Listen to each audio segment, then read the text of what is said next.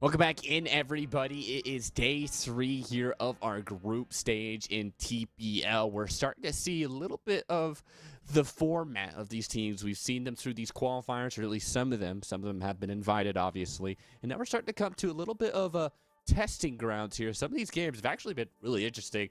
My name is Kyler Grant, better known as Red Rook. Joined with me today is Painless, a little bit of a newcomer, I guess you could say, in the casting scene. Great to have you here, my friend. A first time casting with you. Painless, how you feeling, man, about this game?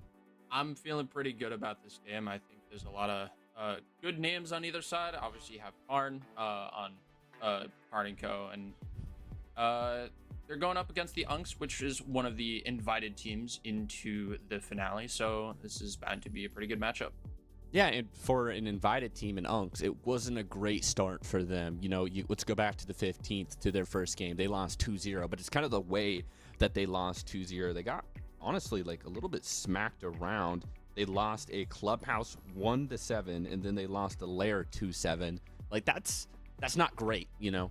So Yeah. for a team that's invited, you're looking to bounce back here and try to get in. So let's go ahead and take a look at our rosters for these two sides for today, beginning with KARN & Co. And you know him, you love him. It's Carnage, obviously, who's going to be leading that line. But to me, bro, all eyes go to Vic Barents. This is probably one of the most talented players on either the XGS or the TPL side of the bracket. Yeah, I had the chance to cast him during the qualifiers, and he had a lot of impact in a lot of the rounds that he ended up playing. He got a lot of like 3Ks and 4Ks and really set his team up for success. And his team was able to play around him really well. So I think if they can continue with that sort of style of just enabling their sort of star player talent, I think they can find a lot of success moving forward into this matchup. On the And other let's look at side, their we have the opponents. Yeah, let's go ahead and take a look here at the Unks. Ted, he's just gonna jump out on the screen there, showing off. That's the rainbow community for you. There he is. Obviously, you've got some other big names. Dolaris is the guy who kind of jumps out to me in that regard. There on the far side of your screen. For the Unks, what do you think is their keys to trying to bounce back here in this second game? To be fair, they were going up against what I consider a relatively difficult opponent in Jinxie Loyals. I think what they really need to do, I imagine a lot of it is just keeping to their fundamentals, making sure they're not making too many individualized plays because KARN & Co tends to be that more sort of structured kind of team. They'll be able to take advantage of that if they are not careful. So I think they just need to focus on like their fundamentals, their 2v1s, their powers, things like that, and they should come out on top. Let's go ahead and take a look at our map set for today. We move to these best of threes. We start off those qualifiers as BO1s, and then the final stage of the qualifiers, it became a BO3. We're still in the BO3s. We'll be starting off on Bank, which is going to be KARN & Co.'s pick, and then move to a CAF A for the Unks. And if we do require a third map today, it will be on Chalet. And taking just a quick glance at this, Chalet is the only map that we have seen here in these group stage for any of these two teams, and KARN & Co. lost that game to the Turtle Tactics boys. They ended up winning that series there on the 15th in their first game, 2-1, but they did lose that Chalet 5-7, so it could get scary.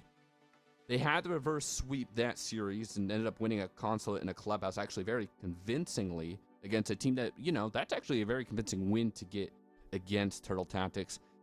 So it's going to be interesting if we do go to that map 3. The Unks have to get momentum started. If they maybe force that map 3, a map that KARN & Co. might not be great at, there could be something special here for these guys. Yeah, I think so.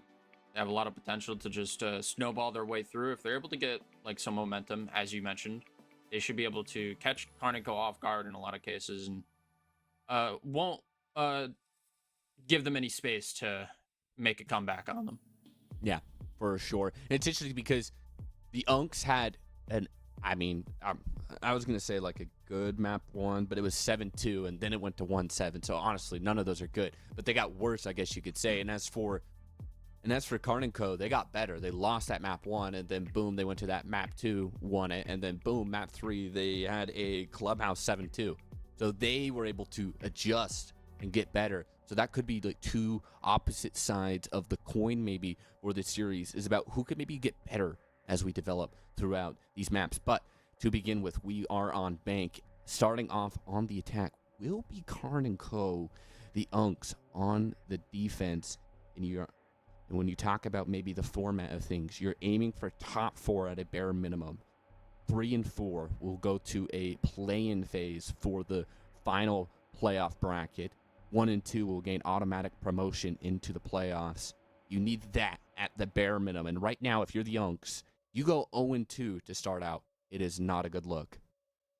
Definitely not. It's going to be very difficult to get that top 2 sort of spot if you do end up losing at least 2 of your matches. Unks has already lost to Jinxie Loyals, who set themselves up pretty nicely to continue their streak. KARN & Co. also won their first match, albeit it was a 2-1 instead of a 2-0.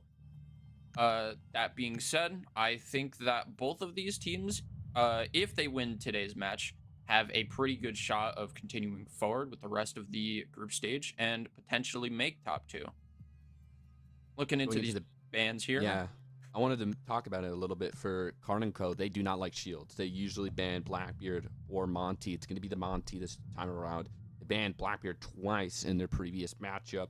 On this defensive side, we have seen Cade be a very common ban from KARN & Co. We also seen Valk be banned from both sides.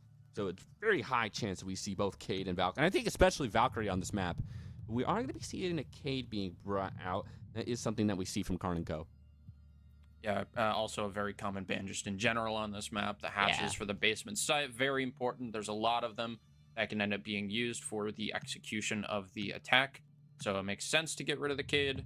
And Valkyrie, like you said, also the ban that's going to be coming through from the Unks. So a lot of information taken out for maybe that sort of roam presence that might happen for open area for the basement, for example. So yeah, 2 shields taken out as well. Won't be able to take space as easily, but the Blackbeard is on the board if either of these teams want to try to utilize that. But looking into the operator picks here, looks like it's going to be, yeah, it's a basement defense. A lot of the typical operators that you might see on such a defense. You have the Mirror, you have the Gaia, you have the Fenrir. I imagine this is going to be an extension in open area. I assume that it's going to be the Fenrir and the Gaia kind of extending into that open area, opening up the hatch to maybe drop away Fenrir mines to make it a little bit easier to take gunfights if KARN & Co. decide to push into that sort of area. Gonna have the rest of the team probably playing either maybe even like white stairs, but mostly towards the bomb site itself to make sure there isn't any fast blue hits or anything of the sort. And they're going to go for a bit of a roam presence here. And the lineup from KARN & Co. looks like they're going for a very execute-heavy style. They have the Habana to get open those hatches, considering the Cade is banned. It's going to be a lot easier to make that happen. They have the Damos for a little bit of clear through the top floor. And the Buck and Ying to go a little bit fast, speed things up for the mid and late game for the round. So imagine this is going to be a very quick take into the map. And already within 15 seconds, a very early pick from Zach onto Dead. And that was as he was barricading the blue stairs. So that's the smoke off the board within the first 20 seconds. So that's really rough. He's already taking another engagement onto Ions, who manages to get the trade eventually. But this is a very quick entry from KARN & Co. into the top floor. Off the bat, we have a 44. I think it actually kind of benefits KARN & Co. just that little bit because Smoke can be such an impactful operator. Kills are just happening everywhere. 2:17 on the clock, and we have seen 4 deaths happen. But it is even between these two teams right now. It seems like Bless is very, very worried about someone pushing in over by that lobby side. So now it comes down to a little bit of a slow pace. Bless has not a lot of health to work with to his name, so keep an eye on him. Whoa, but Hanny gets shot through those feet holes, and Zolaris is going to give up open area, but give his side a lead in the live advantage. Yeah, Hanny, also known as Foresight, goes down as he tries to hop in, not paying mind to the feet holes and the fact that maybe somebody was still in open area. KARN & Co. took that top floor very fast, but they hadn't yet gone into that mid floor, so maybe just a little bit too quick for Foresight walking into the building. Leaves them in a man deficit, but they do have the Habana with some stun grenades. They can still get open some of these hatches. They do have the Twitch, who I imagine has already used their Twitch drones, but also has some smoke grenades for an execute. So they can maybe still try to make something happen. They do have the Warden on side, though. So with him still on the board, it'll be difficult to really make use of the little amount of execute utility they still have left, and they have the mirror windows to deal with too. They do still have a Twitch drone, so they can deal with the Goyo canisters in good time, but they have to be careful, once again, about this Warden if they do want to try to go for a plant. I don't really think it's going to be feasible as a strategy. I think they might want to try to go for kills at this point, maybe try to utilize the stun grenades and smoke grenades to maybe try to make some space, maybe just the stun grenades, and then maybe try to go for kills. Vic Bands is still alive too, and I mentioned it before, he is kind of one of those star players, so if there were any players to go for kills in a 2v3 and make it happen, it would be that player. But oh, the repinch. Bless takes up the high ground, and the star player right now with the Twitch DMR trying to make a clutch happen, but not going to result in anything. And that's going to be the Unks getting that first round. It just felt like that early onslaught of action was really the determining factor there. And then Karnico just didn't have enough at the end. No way that they could recoup. I don't even really dislike the fast pace. Like, they got into the building really fast with the Deimos and the Buck. They had a lot of tools to make that fast play happen. A lot of drone work getting in through that top floor.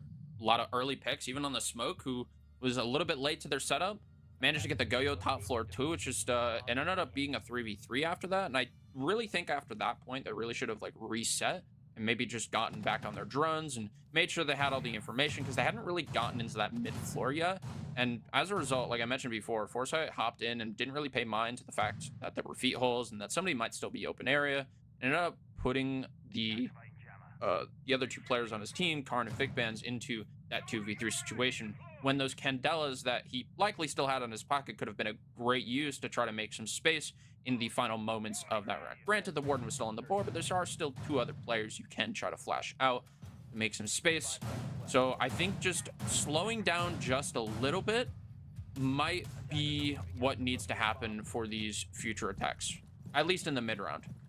Going into Now we're into that open area instead of an upstairs site, so it looks like maybe the Unks are trying to throw a little bit of a wrench into this. Deity is going to be bringing out that Blackbeard, maybe trying to be a little bit more direct, but I think the interesting thing is that Zach is on the Nook, wondering where he could maybe slip in. I think I can see him all the way over there on the far side. He's trying to push this garage and float through the basement. Yeah, the basement is a pretty good area of entry, pretty isolated, pretty easy to kind of slip into for any site that, well, isn't the basement site. Gonna try to make his way up the, most likely the white stairs or the square stairs, to get a little bit of a lurk, maybe catch somebody off guard and take advantage of that. The rest of the lineup, it is an open area defense, so the Ram is on the board as well for a bit of vert play. And there's Deity. Oh, kills happening. Kills are starting to go the way of KARN and Co. Vic Bands has been tripped, or excuse me, Zach Killa was tripped up by a Legion Mine, so his presence might be alerted, but it might not matter in the grand scheme of things. Multiple kills happening the way of KARN and Co. Ions on that second floor has a lot to worry about. Pulls the trigger, but a shield in the face keeps Deity alive. Blast now trying to come upstairs and help out as well, leaving dead the only player on site. KARN and Co. maybe could force this player out. 5v3 man advantage for KARN and Co. Candela's coming out to make a little bit of space in the open area. B-site portion of the map. Grenades to nade out these Azami barriers, make sure nobody is playing behind there. Trying to make some space with this Blackbeard, has eyes on the Azami as well. Trying to make some space and get his teammates to help play off of him. I don't know. Trade happened back and forth. Still man advantage for KARN and Co. And now it's a 1v3 for Dead, who's likely stuck in the middle of the site over by the rotate. He's prone next to the chair right now. If he can time this correctly, he can get a couple of kills, but Foresight knows better. He knows that the Azami was in that area, and after clearing all the angles, he's able to get a pretty good read on where he is, and they're able to close it out from there. And it's another situation where those early fights just set you up. It set up the Unks last time, and this time around, it set up KARN and Co. in that 5v3 on the execute. We are going to be going to a little bit of a tech pause for this one. But so far, it looks like we got a rehost coming through. Right now it's 1-1. It is an attack-favored site, or map, I should say. And they tried, the Unks, to be a little bit different by going that open area, maybe before that second floor. For you, Payne, what do you think was the key to failure, I guess you could say, for the Unks, and why they weren't able to get that one? I think they just didn't pay enough mind to any presence over in lobby. They try to extend over into tellers and archives, which is pretty typical for an open area defense. But they didn't really hold on to the space too much. They kind of just let Karn kind of walk in relatively quickly, take some space pretty quickly, just like they did the first round. Um, and after that, they were able to just kind of coordinate it into the picks onto one of the. I know one of the players was, I think it was Vic Bands in, or not Vic Bands. Whoever the Legion was in Tellers, well as someone else somewhere on the map. After that, they were able to just kind of play the man advantage from there and just play the trades. So Yeah, and that Blackbeard being such a pain, getting definitely. that first pick, kind of walking it down. Now, moving forward, I'm curious, Payne, do you think open area versus upstairs, is there like a pick that you want to make in terms of like what's the better site? Is it kind of 50-50? Because it seems like the Unks wanted to go there first, even though I think traditionally we do see that second floor more often. I would say more in like recent history, maybe like the last year or so, open area has become a lot more popular of a bomb site compared to the Especially with top the floor. zombie in play. Especially with a zombie in play, like with the top floor, you basically need to bring like at least a castle or an azami, or in a lot of cases, most teams will bring both. Otherwise, it's not really holdable. Doable. It's not. Yeah. You can't really hold the site too much. You can't really stay in the site really at all unless you have those castle barricades. You have to kind of play janitor, you have to play meeting, you have to play trump, which is that sort of front office area. You also got to try to hold the hallway, probably with a shield, or maybe even stock with an azami. You can see the shield being set up off on the right side there, and it's a pretty typical strategy. You also see Mira on this side a lot too, typically put onto the janitor walls. Both mirror windows even put onto the janitor walls in a lot of cases. So looks like it's a pretty standard defense. They're going to play the bandit to keep the elevator wall soft to enable play in this hallway. So pretty standard defensive lineup and standard setup of utility for the Unks. They're gonna try to take advantage of that and see what they can do with it.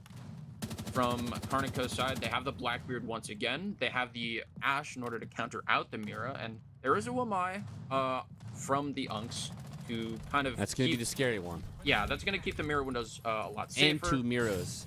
Yeah. On that same place. Oh, no. Oh, BattleNet. We Thanks, got kicked out. Oh, no. I think Unfortunate. we're done. Oh, brother. Ah, jeez. So that's not going to be a fun one. So it looks like our observer probably had his game crash, if I'm not mistaken, with that one. Stupid BattleNet. Oh, we're back. Oh, wait, what the heck? We have just another observer, I guess. I don't even know, but we're still good. But in the meantime, Foresight finds the opening pick. They're still rolling and cruising through this one. Wow, the Unks are collapsing. 2 minutes on the clock. They'll find one trade, but Zach Killa is going to get a double kill towards his name, and that leaves a 1 HP Big Matt to do loads of work right now. The castle has to find a heroic play. The plant will be going down, so Diffuser is in, and Carnage, the captain, closes that one out. And if it ain't basement, it's going to be Karnico. Yeah, just in all three of those rounds, even the round that the Unks ended up winning, they're having trouble dealing with Karnico's pace right now. And Karnico being on the attack is really setting that pace and making it too quick for the Unks to handle. I kind of want to see the Unks sort of lean into a little bit more of like a more closed off strategy, maybe just playing for some sort of denial, maybe some like time waste. They have the Goyo and the smoke once again. This time they have the Tubarão. Yeah, they have the Tubarão instead of forget who it was. I forget who it was last time, but they do have the mirror again. They have the Fenrir. Was it Legion? I don't remember. Regardless, they have the Tubarão that's going to be used for some stall for this round. A lot of the same lineup coming out from Karnico as well. Of the Habana, Blackbeard, Ying, make some space. They're also, it looks like they're hovering the Sens as well. So I imagine this is going to be a very execute-heavy strategy. And it looks like the Unks are still sticking to this sort of open area roam where they have the hatch open. Curious to see how well it works out this time. Maybe they reallocate some of the Fenrir mines to make it a little bit easier for them to take these gunfights, but they need to do something about the pace that KARN Co has been setting. Yeah, KARN Co has been playing quick. Deity has been a huge reason around that, as well as Foresight on that Ying, taking ground very quickly. Let's see if they try to keep that tempo up this time around. But they brought the sense into play. That's a little bit of a different ball to be thrown here in this ballpark. Zach Kill already trying to take that second floor. There's only one player currently for the Unks who's up here, and that's going to be Ions, who you're going to have to maybe try and deal with. But look at how much ground you're able to take. Deity right now already has control of the top marble staircase. He's got somebody down there, and I think that's Ion. So he's forced Ions out. I think this is a great start for KARN Co. They have at least forced them off the second floor. Now you want to try and get this marble hall. Yeah, one player kind of stuck in the elevator right now to try to hold this ground and play off of Ions, who's playing really dangerously on this white stairs against the Blackbeard. Gets shot out by the Blackbeard even, but runs away back to site. Bless is still holding fast inside of the elevator. Vic Bands goes down to engage. Oh, Zach Hill also goes down to dead. So that is some good picks onto KARN Co to put the man advantage in their favor, and while Ions gets caught sprinting. Wait a and second. He gets this 2K onto Bless as well, who tries to swing out to help Ions. So they line up for him, making it a 3v3. Let's go to a listening here with KARN Co while they try to make this minute 30 attack go to work, and Deity is really doing it. Yeah, I might. Do we have blue cam right now? No. Yeah, I have 3 more Yings. No blue cam, no blue info. I'll drone blue. Hold on, I can drone blue. Just hold. Yeah, I need a marble cam right now. Nah, DD's on marble. We're good marble. We can work a default plan. He's I have not Yings. square unless he's flanking us. Alright, I yo, saw go red, smoke go in red, sight. go red, go red, go red. And I saw 2. Yo, can you nade this PP? Tube Can is you lockers. nade Tubes and lockers. Can't nade that, we can't nade that. Yeah, DD has a nade. DD has a nade. Oh, Yeah, they're he both naded. right, Can you they're come both nade this? Come nade this, come. You can nade. Oh, under key side. Stop peeking, bro. He might be down, he's down, he's Down, down, down, red down, hatch. Reset. Night C4 rip. night train. He's in lockers with I a think you nitro guys go rip. for kill with I can BB, do low key. top and kill. You have Yeah, you flash can on. just red hatch, I'll okay? drop first. Yeah. Ready? Okay, ready? 3, 3, 2, 1. 1. Dropping. Lockers. No, I'm me playing, run I'm down running here. here. Okay, I'm gonna Okay, run yeah. up. Yeah, run down with me. He went out. It's already marble. keys. He went up. Plant deep. He's blocked. Run up. He's bottom marble. Good Nice. shit. Good job. Coming back.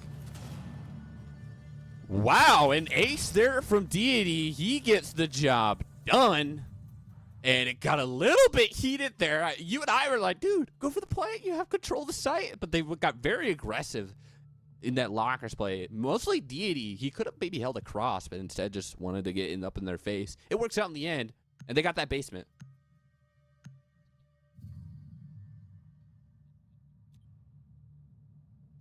Attackers need to locate and defuse bombs.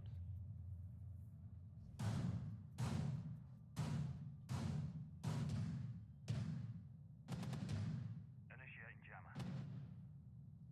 Oh, who's muted? Somebody's muted. I heard mute. I got a producer. I think I'm good. I think it's you, Payne.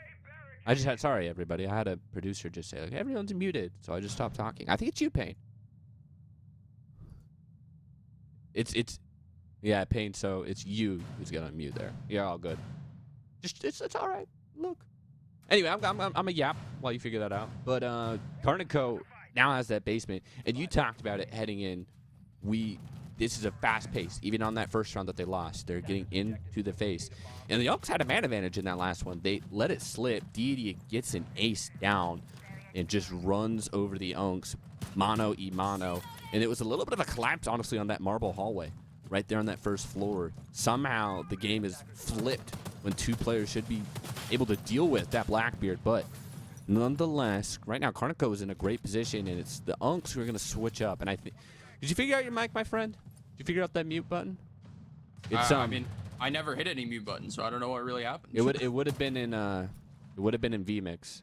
All right, you're good now. All right. Thank you, production. So we're good. Yeah, we're good now. Okay. We can hear you, Payne. All right, sick. All right, 220. Getting top floor of control really quick from KARN Co. Blackbeard swinging in. KARN takes out engage, and early man advantage for KARN Co. Once again, taking advantage of that fast play. Mute's just sitting in janitor, probably gonna get taken out here. Yeah, Deity gets ions, and that even furthers the man advantage. Yeah, just continuing to not be good for the Unks right now. KARN & Co. keeping this momentum that they have right now in the TPL group stage alive and well. Zolaris, however, has made this thing interesting. A minute 40 on the clock. KARN has really good control of the vertical play, and you don't have the ram. That could be a problem if you're trying to maybe find some sort of vert type of play. Vic Band's 1 in 3. That was the player that we were kind of like talking about in the pregame as who might be the star, not just here in this game, but maybe in this league. But he's being relied upon right now. Or excuse me, the other way around. He is relying upon Deity. Minute on the clock. Let's see how KARN can make an execute. Even main count from either side. Still have some positions held deep in. Oh my gosh! Oh one my tap from gosh. Deity onto dead.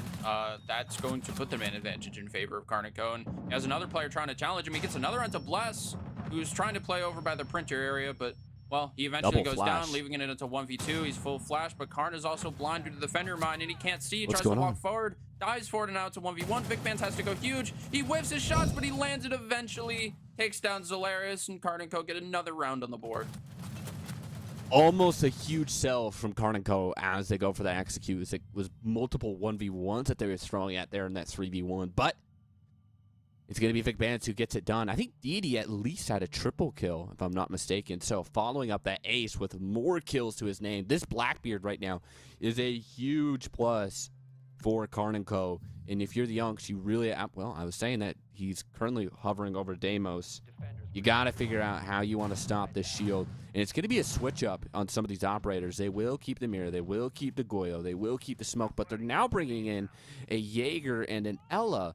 That Ella, you would imagine, is to try and slow up anybody who's on that shield right now. And you can see Deity has switched back on over to this one. Yeah, you can see just getting very aggressive, taking that ground. And that, right now, For pressure. There was is smoke the again. style of play that these guys have, Payne. Being Listen, very go Ying aggressive. And Yeah, that they do, Red. So moving into this next round, they do swap over to the Blackbeard, like you said. They have the Buck once again. Likely going to be going pretty fast and eventually playing for the sort of execute style like they have been so far. Attackers are moving out to locate a bomb and defuse. Whereas the Unks swapped around some stuff, like you said. I imagine the Jaeger is going to be used in part to maybe help the extension up in open area, assuming they are still doing that. And then also to maybe protect the mirror windows in the basement. I imagine they'd probably put them around Red Hall. So still relatively similar for both sides. Once again, Deity taking really quick control in through the top floor. With the Blackbeard able to just swing into the barricades. He's going to take up a lot of this control and make it so that the Unks cannot play as safely in this first floor. Deity is really quiet, but how quiet can a Blackbeard shield truly be? Surely Dead knows that there is something about to approach him. He hangs out in the elevator. Meanwhile, you got to get some control of the second floor just to get a look at open area. Deity is waiting very patient. He has some barbed wire that he will have to deal with. He could just grenade it. Zach Killa trying to get control of some open area as well. So right now, you can see KARN & Co. is trying to get a little bit of an anaconda squeeze, you could say, on this open area before they go for an execute. Still a 5v5 as we get closer and closer to the halfway mark, but I imagine that's going to change very soon, and that it does. KARN, Zach, and Deity all get a kill apiece, and suddenly it goes from a 5v5 to a 5v2, and the Unks engage in Zolaris need to try to scramble to come up with a solution to what's about to happen. They have a Ying on board as well. Plenty of Candelas to use to make some space. They have the Blackbeard holding the cross for the main stairs. And all they really need to do is hold these crosses, open up the hatches, and just drop the hatches and plant. There's not really much else they need to do. They can take this pretty easily, but Deiti's getting a little too aggressive. Almost goes down, but the Whiff shots City. get whiffed from Zolaris, and Deity gets engaged as well, and both of them go down, and well, the execute doesn't even need to happen. Deity gets the last 2 kills, as he's been doing all game. Wow, I mean, the Unks' woes just continue and continue to be built upon. Their last 3 maps, it's a 1-7 on Clubhouse against Jinxie Loyals, a 2-7 on Lair, and then a halftime score of 5-1 on their defense on the bank. This is not looking good here for the Unks. It is KARN & Co.'s map pick, which is kind of the silver lining of this. But right now, your momentum here in the group stage of TPL XGS is just completely shattered. Yeah, it's pretty difficult, this scoreline so far, but I have faith that they could try to bring this back. It looks like a lot of the same operators from both sides are being brought. You can see like the tube route, the Fenrir, Smoke Goyo, pretty typical for the basement site. Blackbeard being brought by the Unks as well as the Ying and the Twitch. So relatively similar lineups. Imagine if they can take some space as quickly as KARN was, they could find some similar success on the attack and maybe try to even out the score count. Even at 5-1 down, even 6-0 down, you're never really out until the game is over. So you just gotta take what you can get and try to take advantage of everything that you can. So yeah. Yeah, the one big noticeable change up though is Hanny on the Capcan rather than having a Mira. So Foresight is going to elect for a little bit of explosiveness on any doorway that he deems. Deity trying to play the second floor. Already dropped down to half HP. 13 kills right now to this guy's name. He will be one that you have to try and take down. And they're trying to steal a page as well out of KARN's book. Very aggressive, trying to take the second floor. Can they force Deity off the second floor? They have. He's been back down towards that hallway where we saw it get very explosive for KARN on their attack. And the Unks are just being a little bit more careful, a little bit more methodical in their clear. Maybe not having the same sort of pre-places. As I say that though, Deity goes down while trying to hold on to elevator, goes down to the Blackbeard, which has been a thorn in the side for, well, I guess both teams at this point, but Foresight holding fast inside of Tellers will take down Bless over in lobby, and suddenly the man count is back to even. 4v4 now for both of these teams as we get closer to the halfway mark. Blackbeard goes for yet another kill, dead, getting a kill onto Vic Benz, who's not able to land the headshot needed, but Foresight takes down the Blackbeard and is able to take down a lot of that pushing power, traded very quickly by Ions though, and now it's a 3v2 for the Unks. Still have to deal with the smoke and are still running into Capcan traps that are still out on the field. They have the Ying still, they have some hard reach charges, and they still have a phone call and some stun grenades that they can work with. As I say that though, Zach takes down Ions, traded back, and we're at a minute left. It's not looking good right now for Zach Killa. He has to try and deny this plant. B-site is going to be given up. That kill is just running through, now down to a 1v1. Zolaris does have the diffuser, has 4 Candelas to work with in 50 seconds on the clock. Will it be a quick plan? Will you try to win these fights? That's 2 Candelas being thrown out by Zolaris. Gonna reposition over out of the bomb site, kind of near the garage. This is very interesting. Does Zach Killa know what's happening? He does! He reads the play well. One more round, and that will be map 1 for TPL. KARN & Co. in day 2. Just a great continuation and a great adjustment. Zach Killa with the clutch. Not over just yet, though. Match point now for KARN & Co. They still got to get at least one more round under their belt, but getting the first defense round is a very good start to the half. They are electing to go to the top floor for their second round of defense, and they're bringing the Castle, Azami, and Mira that are also typical for this top floor. Likely going to be a pretty standard hold from there. A lot of space in that last round was able to get taken, but in that last sort of like 2v1, 1v1 scenario, it didn't really... I think they needed to kind of reset a little bit and just make sure they had plenty of time. Yeah, they had plenty of time. They should have just like reset and just taken their time to figure out where this last defender was. Instead, I don't remember who it was, pushed down the white stairs, ended up losing their life for it, leaving dead in that 1v1. Tried to use the Candelas to make some space, but they didn't end up really landing. And as he tried to push up and threw a little bit more Candelas, that ended up actually really just giving away like his location.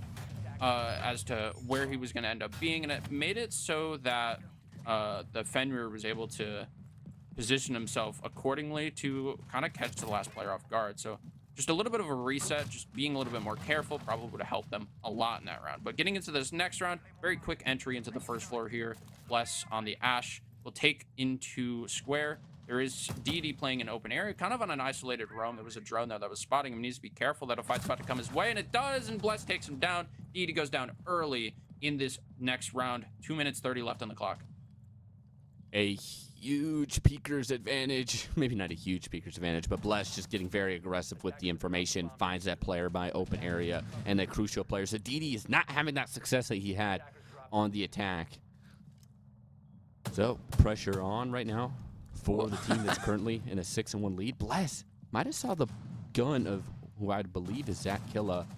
Here comes some buck pressure from below. Ions might be able to make this floor fall out from beneath. He gets stunned by his own teammate. Blind fire coming in from the buck shotgun. Zach Killa will find Zolaris, still trying to make some vert from below and flush this player out of the office, but nothing's really happening right now. Ions is also worried about the flank and does so very successfully, taking down Vic Vance, who's now at 2 and 5. So right now, KARN and Co.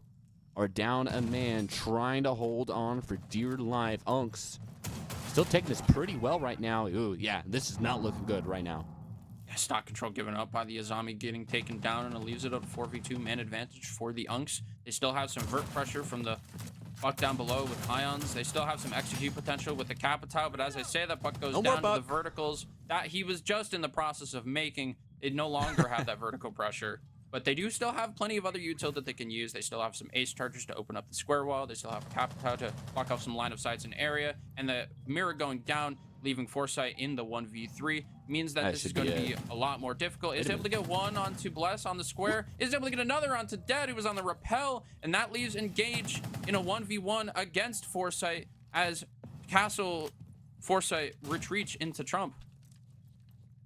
This could be one heck of a 1v1. Foresight can call it here. It's 30 seconds currently on the clock. Engage, trying to maybe be the difference maker. He's going for a little bit of a repositioning, and I think Foresight heard it. Very quiet right now on bank.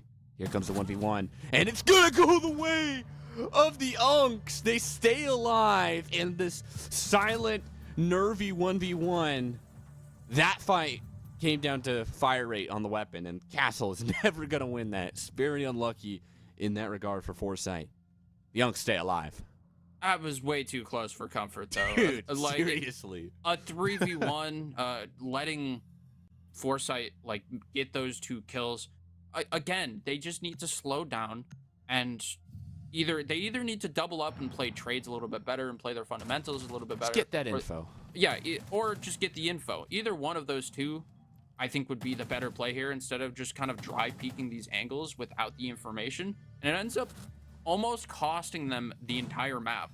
So they need to be, they won that round, but they need to be a lot more careful on how they go about the mid to late round of these rounds, because we have those big advantages, and surely the round is yours.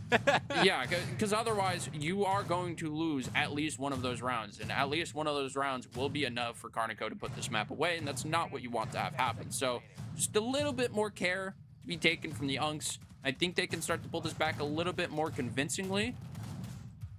KARN, though, still up by 4 rounds, still on match point, has a lot of different chances to get this one over the line and send us to map number 2. Edie taking a little bit of damage early on as they're swinging into square, but looks like a very similar lineup from both teams as we get into this round. Yeah, KARN is bringing the exact same 5 operators that they had previously. I don't even remember what the Unks had. It's been 1 round, bro, but I've already spaced. I don't think they had the Capitao though. No, they did. They didn't bring the buck, which is interesting enough. So they're going for a different style. We saw how much vert they were able to make. I think it was Ions now switching on over towards the Finka boosts. I wonder if they got that mirror. If Bless was able to get his, yeah, that's 1 mirror gone. So Carnage is gonna be all right. Hey, guess what? I got another one in my pocket. Mirror number 2 comes out. There's the second one. Strategy that comes out from this top floor quite a bit. Zach going down early, I assume in stock, is going to be not so great for trying to hold on to this hallway. You kind of use the Azami to keep control of stock and make it a lot more okay easier. With that trade. But yeah, to make it just possible. They do get a trade though, like you said. Ions does go down, and that's the Finka boost gone. So any of that chip damage that might be had from any of these gunfights not going to be healed back up at all for the rest of this round. half the round up though, and they still have a decent foothold in this map at the moment. Could change at any moment though. Yiddy, 13-6. He's been very quiet on this defensive half for his team. Still alive. Might be able to rekindle some of that Blackbeard magic that he had earlier. Minute 10 on the clock. This is by far the slowest round we have seen out of all 9 rounds we have played so far. Unks trying to stay alive. It feels like a miracle at this point if they can pull all of these rounds back. Trade's going through right now. It's going to be back to a 3v3. Bless working his way up. Trying to maybe find somebody up close to portion. Carnage is holding the angle. Gets absolutely annihilated. Didn't even get a single bullet off. And now Bless up close and personal on the Ash. R4C in play. Trying to make some people hurt. Some people crying. There's only 2 players here for KARN. Need to be careful though. Need to be careful he doesn't overextend. He is just kind of resetting here, which is good. Just kind of holding this space, making it so that they can't re-aggress from KARN and Co to retake this space. But Zalarius doesn't do the same. Thankfully, the trade is there, and Gage gets that trade, and now it's a 1v2 for Vic Bands. Low HP, diffuser going down. Might not know where the Ash is. Tries to send out the Nitro Cell to deny this plant, but he doesn't have information. And now, post-plant scenario, he does get a nice shot on Gage, and Bless is low HP. This is very winnable. He just needs to get the right information and needs to slice the angles correctly. And a peek coming out from Bless will take down Vic Bands, and he looks away at the wrong moment. Unfortunate for Vic Bands, but that is going to be the Unks getting yet another round over the line. Another nervy 1v1 in the clutch time. And it goes the way of the Unks. I mean, like, how many of these rounds come down to these 1v1s? The Unks are staying alive. They've got 3 more attacking rounds to go. This is going to be the difficult one, is trying to take it off of this basement. But remember, they did get it to that close 1v1.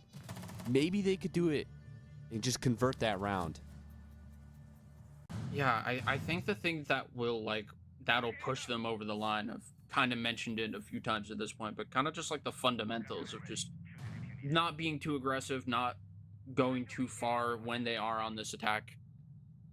You saw Zalarius in that 3v2 kind of push up on the striker, ended up dying for it. Thankfully, he got traded out, and they kept the man advantage. But it's things like that, mistakes like that, that will cost you games.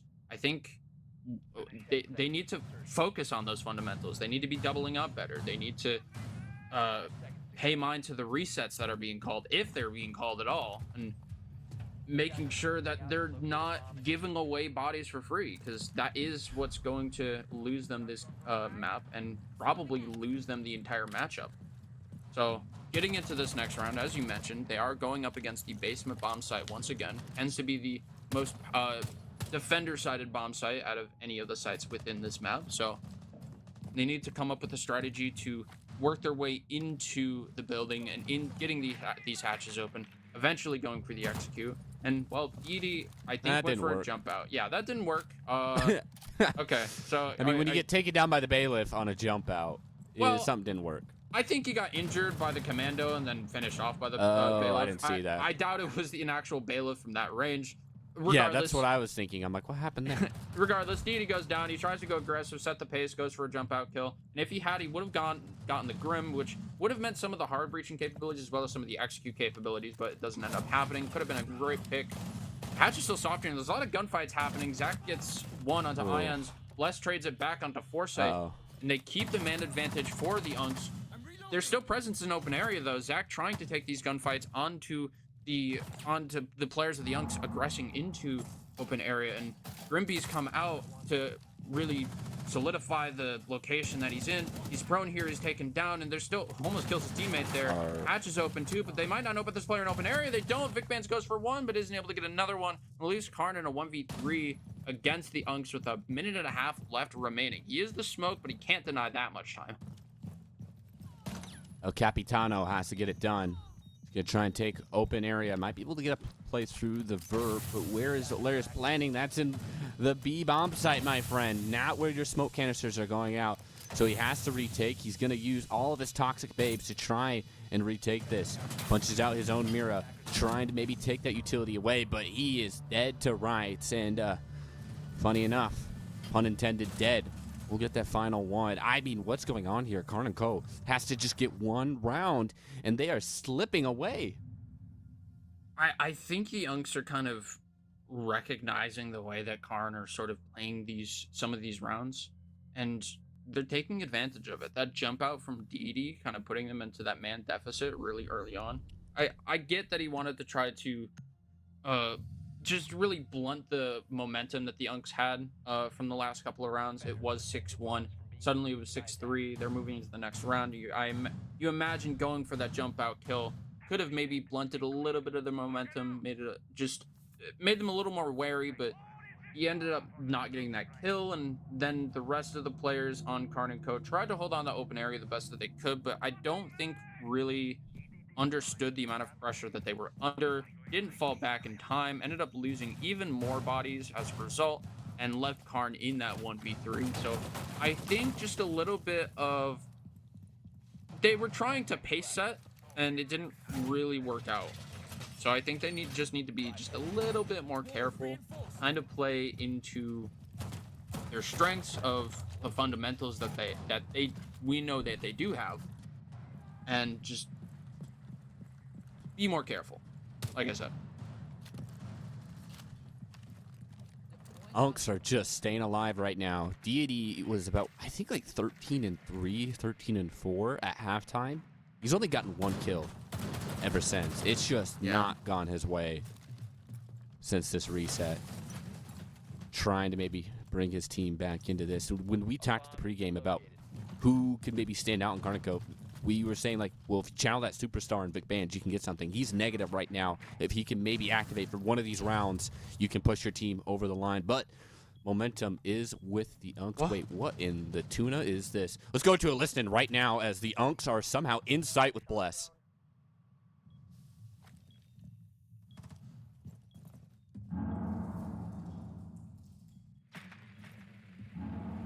It's just dead silent. I think we're out of the listening.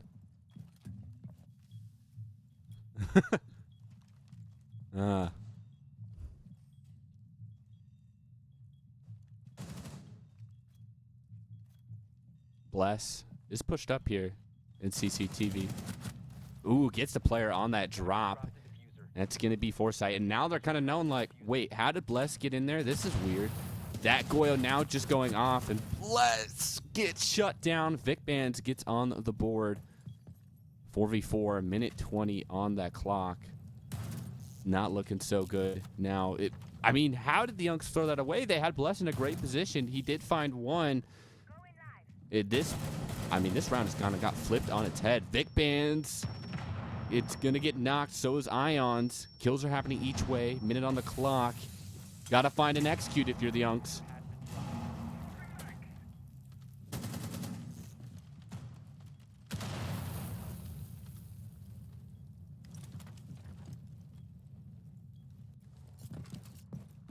Sight. They have Dead on the Blackbeard as well to make use of the shield that he still has, but there's still one smoke canister still on the board for KARN & Co. Likely still have some Goyu canisters as well, and the ROUs do come out to block these lines of sight.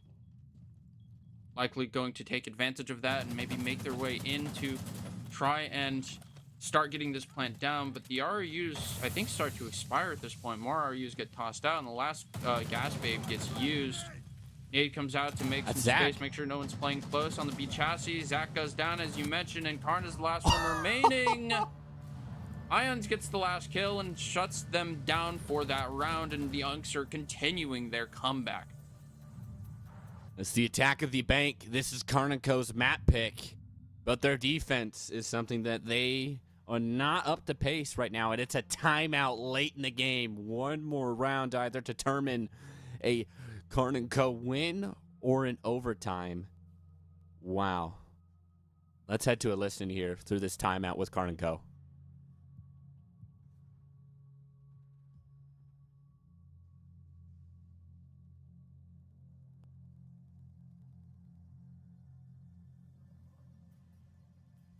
But we're just playing their 2 drop. Okay? Make sure we're putting these that's cameras. Are you going to zombie bar? Okay. We're not playing zombie on this one. Nah, I'm gonna go to recruit, bro. I'm gonna go to recruit. I'm gonna see about actually play like the gun's Hey, make dog sure you shit, put bro. that barb. Make sure you put that barb on his janitor. Yeah, I'm going to. You just gotta get all these sidewalls. Well, yeah, that's his Yeah, job. literally. You run upstairs, you put that barb down, and then you make her rotate and shit. Okay. Just gotta I know. heard. Holes First, here are first the bar. Got it. holes here are the tether walk on fucking Zach. Okay. And the fucking stock hop if I fall, right? For you, Vic. So if I say I'm giving, your stock pick is your center. hole. DD pick center. I know. Alrighty, listening there with KARN & Co. It seems a little, I don't know if the term's hostile, but you can sense they're on edge right now as they're trying to deny this Unk's comeback. Having been in like a couple of different comp environments, albeit like T4 kind of qualifiers and things like that, it does sound like a pretty typical sort of timeout. It might sound a little hostile to maybe like the average viewer, people who don't have experience in comp, but basically they're just trying to be firm and like no bullshit, right? They want to get straight to the point. They don't Definitely want not to waste any time. relax. You can see it's tense. It's a tense scenario. You can see it's a little tense. It does seem like there is a little bit of stress, but you also don't want to be like wishy-washy. You want to make sure that everything is kind of communicated properly and make sure that everyone is on the same page. So that sort of like commanding sort of voice kind of helps with that a little bit from a little bit of like a psychological sort of perspective.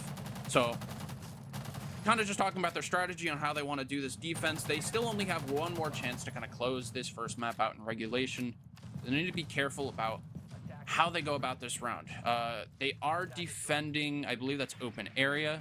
They have the castle and the Mira to kind of, as these sort of architects, as you might call them, to really restructure the map and make these, make it a little bit more difficult to take some of these longer range gunfights that the attackers tend to have the advantage over. They have the Tuberao and Fenrir as well to slow down a little bit of this progression, and they have a sentry as well for like an extra nitro cell, an extra bit of barbed wire. You heard it in the timeout as well.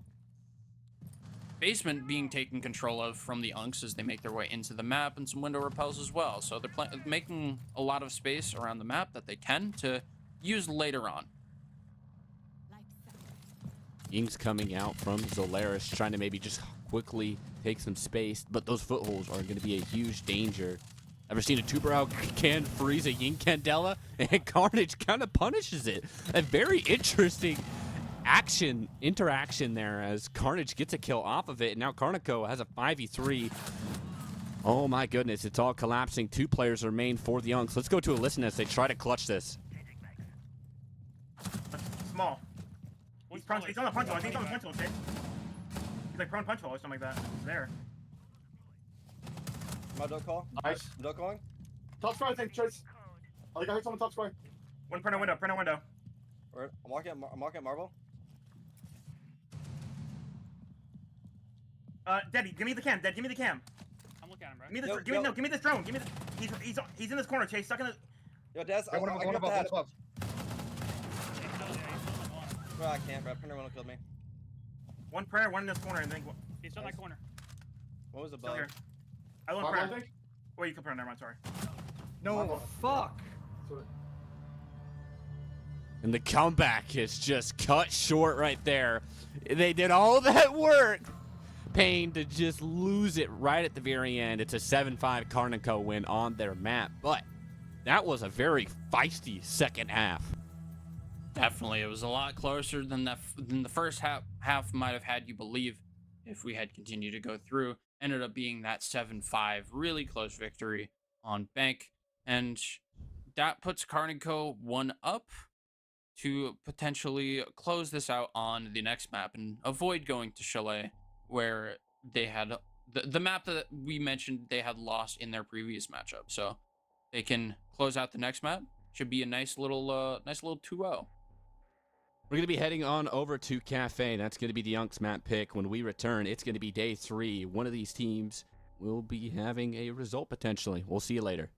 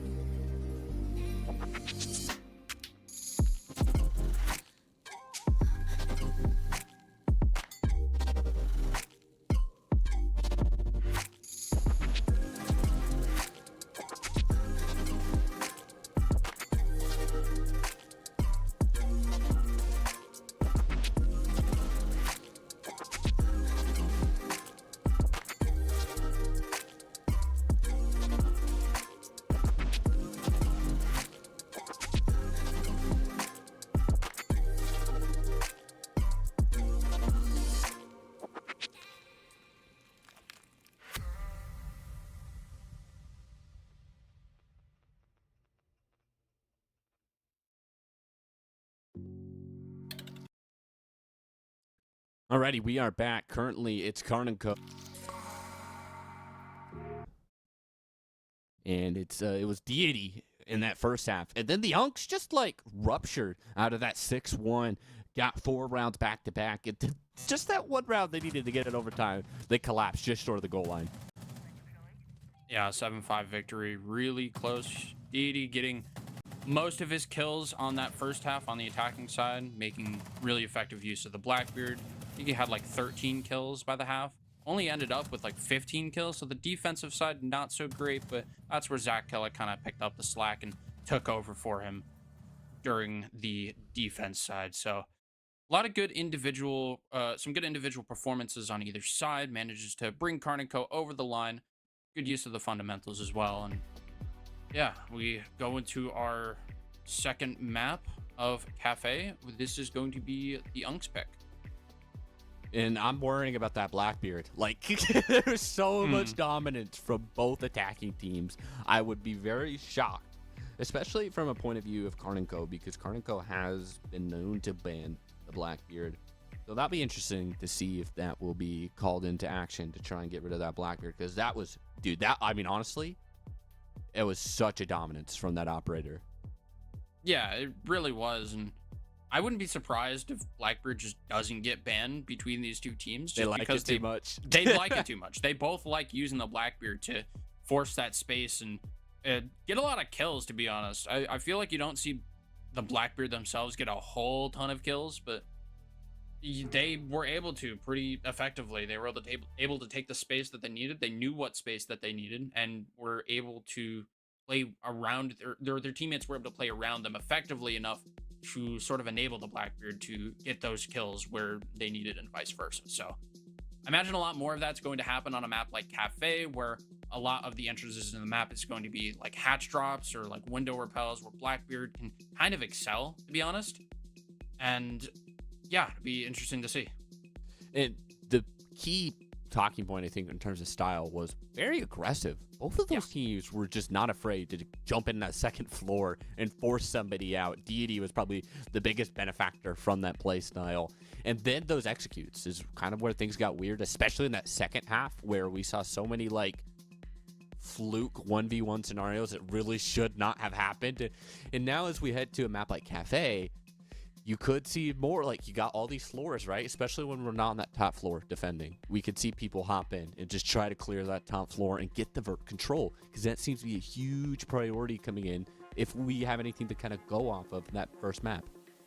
Yeah, definitely. This Cafe is one of those maps where it's relatively figured out. It's relatively simple at the very least to kind of take the map control and make the vert that you need for some of those lower floors and kind of taking in through the top floor, which is usually important for pretty much every side except for maybe the first floor.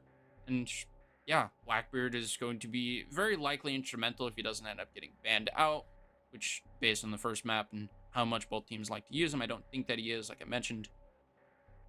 But otherwise, yeah, should be an interesting affair between these two teams with their aggressive playstyles. I'm looking forward to seeing how they utilize that on a map like this with a lot of like long angles throughout all of these floors. So yeah, should be good. This is a big game, honestly, for the Youngs. They're currently 0-1. It was against Jinxie Loyals, who are one of the perceived favorites there in the TPL group. But if you go 0-2, you pretty much kiss top 2 goodbye. You're really having an outside look there to try and get that second spot for KARN & Co. They've already beat Turtle Tactics, a big win there, as they got a reverse sweep and won that series 2-1. They could take down a invited team in the Unks and really maybe cement themselves in at least a top 4. We're already halfway through. And there's that Blackbeard ban, man. I was thinking about it. So that's going to be off the board. Will that change the pace of things? Double shield, in fact. Only the Monty to try and bring out. It looks like maybe that shield game was just, we don't like it. There's just too many free kills going the way.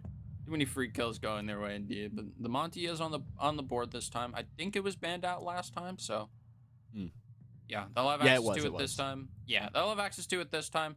Defense bans are going to be the Valkyrie and the Mira. Like I said, a lot of long angles, especially throughout the top floor. Mira, this is probably one of Mira's best maps, so it makes sense that it got banned out. So Valkyrie also There's a lot of open spaces. Cams can have a lot of value on this map, or the Valk cams specifically. Well, really just cams in general, because of those open areas. So a lot of that information getting removed as well. Be a little bit more difficult to take advantage of that. So you can see the Monty already being brought out from the Unks, immediately going onto the shields. They're not afraid to take advantage of the changes that the shields got all those couple years ago. So who was the shield player for Unks? I forget. Was it? Was it Dad? Who was on that Blackbeard? I don't remember, to be honest. It wasn't Blast. It wasn't Ions. Definitely was. Yeah, it wasn't Blast. It wasn't Ions. It wasn't Zolaris. I think it was Dead. It was either Dead or Engage, but I think Engage was on the Hard Breach. Yeah, that's what I was going to say. He was on Hard Breach. Yeah, so it was I Dead. think it was Dead. Yeah, so he's staying on that Hard Breach, or excuse me, that shield. Oh, never mind. Whoa. I think we're going to have a quick execute here. All right, Sens, Amaru, Ying, and a Capitao. So I'm looking at this lineup right now. They have a Sens, they have the Amaru, they have the Capitao. This is going to be a cocktail hit for sure. They're going to sit somebody on the skylight, likely the Ying, sort of blind out some of these defenders on the bomb site. They're likely going to send the Amaru either in through Heaven or through Cocktail. Going to sit somebody on the C3 window as well. Maybe the Capitao or the Sens, one of the two. They're going to set up some of these crossfires. Someone's probably going to swing in behind the Amaru to sort of help with the cover, and they're going to try to go for this execute on Cocktail side, I imagine. Already got first kill. They already got one kill. They can maybe start to try to go for this here soon. Let's go for a listening here on this exciting execute here for the Unks. We should go for it right now. Get ready on the window. I'm gonna ying shop once. I'm yinging shop once. 3, 2, 1. Oh, I dropped. Fuck. Ready? Resetting. I'm set then. I'm baiting this. Hold my new hatch. Can you hold my Shaiko from hatch? Again. I'm fine. It's yes. Ying freezer. Last one, Cocktail. Cocktail, re-grab case. He's hard. Grab him. Grab case. Plant bomb. He's hard, by the way. Okay, I'm planning on a cocktail. Planning. Nice. Good shit, Dad. That got a little scary. That was a little messy. You heard of the cops like, oh shit, I fell, and I'm like looking like through the map. I'm like, who fell? What just happened? It was Bless, and he accidentally dropped down the new hatch. I'm pretty sure. I don't think he meant to do that. So that was the hiccup. Yeah. I thought like that was the think that's who it that was. messed up. That's hilarious. But hey, dude, it worked. That worked beautifully. But that's one of those things you can only do once. I feel like you can only catch him once. Yeah. I was kind of misremembering the positions. I've seen that strat pulled out a number of different times, even as far back as like Project Harmony Season 3, if anyone's familiar with that. But it's a strat that a lot of teams like to do. They'll send the Amaru up the hatch and kind of plant in the corner next to the double door, and they'll sit somebody on like the Cocktail window. They'll have someone play Heaven window. They'll have someone play Skylight. Person on Skylight's usually like a Ying or something, and then they'll typically try to swing somebody into Heaven, or maybe even just like hold the crosses. And really the only one who has to go in is the Amaru, because after that you can kind of just hold crosses from the windows. The main thing you really need to do for that is to clear out C1, and after that you can kind of just go in for free, get the plant down on the corner. But going on to this next site, KARN Co do not want to repeat the top floor. Instead, go to the first floor, and the lineup from the Unks is going to be working a lot of the vertical play from top. We kind of mentioned that before the match actually started. They have the Ram, they have the Buck. They're also going to have the Grim and the Capitao for the execute when it eventually does happen. And taking a lot of this vert control, they're going to need a little bit of flank watch, so they also brought the grid block as well. So pretty typical lineup, I think, in my opinion. They have some hard breach chargers as well to kind of get open the garage wall as they just did and make some of the space here that they need. A lot of denial, wall denial from KARN Co as well to kind of keep the walls closed. I'm gonna go try and switch this one up. And very patient. Very patient. This is not the style we've been used to. We've been seeing this quick, get the shield in. No shield this time around from the Unks. They're taking this one much more methodically, and you can tell very well that this is going to be a let's get above them and let's flush them out with the vert.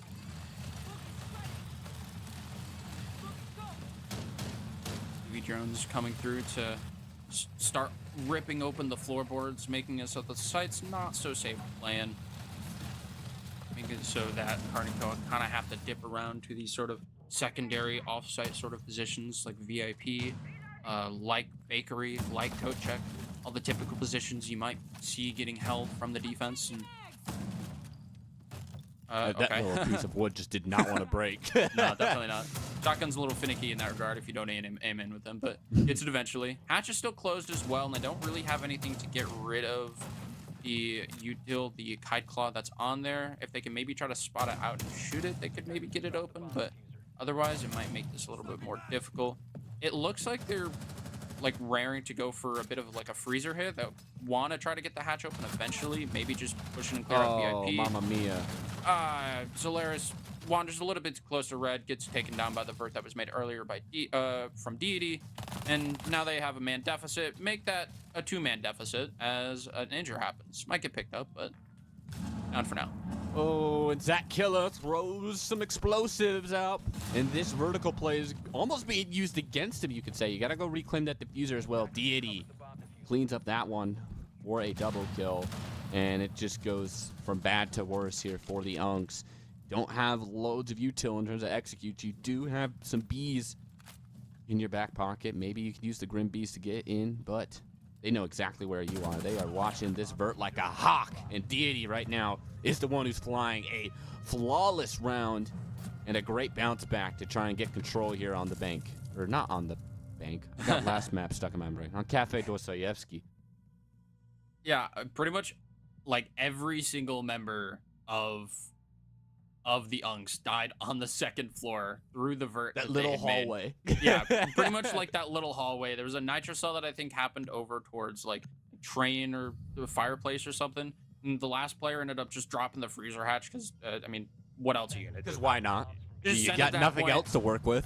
Yeah, they got into the map pretty easily. It wasn't really being contested on the second or third floor from KARN and Co. They started to work the vert just fine, but at that point, I think, to be honest, I think they had too many people on the second floor. They need to. It was do like more. all in on that vert play. Yeah, they were all in on that vert play and ended up getting used against them, and they didn't really have any other points of pressure. Maybe from VIP window, maybe contesting bottom white, maybe main door, just anything to kind of contest the horizontal, because there wasn't anything. And so KARN and Co was just able to look up at the ceiling, didn't have to worry about their sides, and was able to just take all the gunfights they wanted and ended up winning all of them, leading to that flawless round. So KARN and Co, or the Unks, need to be more careful if they do end up attacking that first floor again, to actually put some more points of pressure. It's more of those like the fundamentals that I like to harp on about. So just need to work on that just a little bit. Not going to go back to that third floor. Still have a little bit of a sour taste for KARN and Co from that Amaru rush. Instead, going to be heading on over to the second floor. And third floor, it looks like it's about to be quickly taken here by the Unks. Monty's being brought out this time around from dead. And this is a big turning point in this round, or in this game, because maybe the Unks can try to get something in terms of a lead. Like they had that first round, but to be honest, throughout all of map 1, they were completely on the back foot. If you can get a lead at the early stages of this game and try to hold on to it, this could be huge, but you don't want to see KARN and Co run away here with map 2. Yeah, still 5v5 after the 2-minute mark. Monty is yet to drop the hatch. They may be just waiting for a little bit of information or a little bit confirmation that'll be safe on the drop, so should be dropping here pretty soon.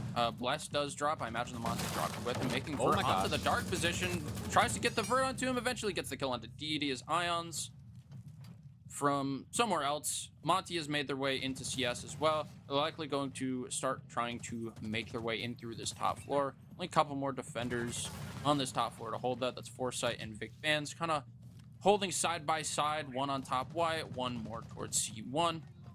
As Dead starts to make his way forward on the Monty, it's going to be difficult for either of these players to really do anything about it, considering neither of them are smoke. They do have a Goyo, though, so using the Goyo cannons just kind of slowed down the Monty, and they reinforce off the pallets rotate. So they're not able to use that to their advantage, but the Monty is still an issue. Advantage towards the Unks. Does KARN & Co. give up this roam? It's currently Vic who's on that 3rd floor. Yeah, he has walked down White Stairs, so he's going to return back to this objective. You got 40 seconds left. Can you maybe work something with it? We've seen multiple kills from that same vert now. Zolaris finds another one. Vic and KARN have to get something done if they want to take that lead. 30 seconds left, and the execute's likely going to start pretty soon. They still have the Grimbees on side, most of them on side, in fact. Going to start using those to clear some of these positions. Gridlock Stinger is going to be making it difficult for any sort of retake, so the defenders need to try to fight back. So retake tries to happen, but it's not going to. 2v4, make that a 1v4. And Vic Band's stuck. Yeah, he's stuck in library at this point. The Bees are out. They plan to start him to go down. The only way he go for a C4. Goes for a C4 and kills the Monty during the plan, and he does! Oh! 4v1 does not pan out in the victory, as they do not pay mind to the fact that he still had a nitro cell in his pocket, and that is a huge round victory from Vic Bands in particular to get KARN & Co. a 2nd round under their belt. He knew exactly where that player was. He knew exactly. I don't know if that had a camera or what, but he knew the exact angle of that throw when he made that hole. He knew what he was doing. Just beating the buzzer. I mean, that had like a millisecond on the timer for that plane. Look at it in the bottom right. Watch this clock. Dude, there was like one. And look at the player pushing from behind, too. I mean, seriously, we're talking about seconds right there. The clock expiring and the diffuser not going down. Everything fell away right there at Vic Bands. His one kill, it completely decided that round. Yeah, you want to talk about... Yeah, it really was. You want to talk about impact frags. That is probably one of the most impactful frags that you can get. And so now they have the lead instead of the deficit that they would have had otherwise, thanks to a really well-timed C4 from Vic Bands. Sitting where he needed to, making the angle at the right moment to throw that nitro cell, as you mentioned. Having the wherewithal to know that that was where the plant was going down. And yeah, moving into this next round, looks like a very aggressive sort of execute-heavy lineup from the Unks. They have the Grim, they have the Line, they have the Ying, they have the Sens. So should be pretty fast eventually when they do eventually get into the execute, but they are going to have to clear out some of these players. Likely on the top floor, you can see a lot of the silhouettes. See 4 players on the top floor for KARN & Co. So they're going to try to hold that top floor heavy. Vic's in charge right now of just holding down that site, but everybody else is on that 3rd floor job. Here comes one castle barricade going to be removed, and you don't have the shield. So I'm curious, how do the Unks maybe want to try and get rid of these players that are upstairs? Well, Zolaris is trying to get somebody who's trickled downstairs. 2 players have given up. That everybody but Zach Killa is now down on this floor. So there's players kind of popping up and down on that the 2nd floor. Currently, Zach is trying to hold it down, but now most of KARN is actually back towards site. You can see that in the silhouettes, some players just kind of floating between the 2nd and 3rd floor, making sure that there's no free space given either on the site or on the top floor for the Unks. Minute 30 left to go, and there's still plenty of execute utility to be had. Still 3 Deimos hunts in the pockets of Bless to maybe eventually clear out some of this top floor. A lot of players have dropped down to the 2nd floor, and there hasn't really been a lot of progress made by the Unks. A lot of them are still playing these windows. Bless is even down below on the 1st floor, maybe trying to go for a vert play. And Castle, Zach tries to re-aggress up the stairs, is taken down by a player still on the hatch. The patient play working out, and a 2nd kill comes out from Zolaris, making it a 5v3. Northern Light's going to come out on that red hallway, and it's now, oh, wait a second, it's getting brought back to 3v3. Bless is trying to make some pressure from below, using that little hunt on the Deimos. Can't get the track, however, exactly with that pistol to make the vert play. Lion Scan comes in as well. Deity is just feeling the pressure right now. Wait a second, KARN & Co. went from a 5v3 now down to a 2v2, 30 seconds, and you're worrying about that execute. We saw Unk struggle last time. And moving into a 2v2, every player except for KARN has lost a decent amount of HP at this point. No more Lion Skins, still 3 ROUs, and Oh, Deity has the Deagle out and isn't quite looking the right way. Gets one shot onto Lion, onto Engage, but it's not enough to take him down. He's left on 1 HP. What? And, well, somebody has to bomb. jump out to grab the diffuser. Ends up going down in the process, and KARN is able to get the 1v2 clutch. What? Dude, what was that round? I mean, it went from a 5v3 for the Unks, and then it went to a 3v2, then it went to a 2v2, and then it went to a 2v1 in favor of the Unks again.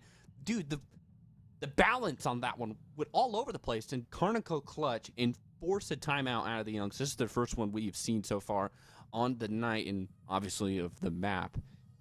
Wow, I mean, the Unks have to really rethink this one because they have had multiple opportunities. It could be 3-1 for them, like, plainly speaking. Yeah, no kidding.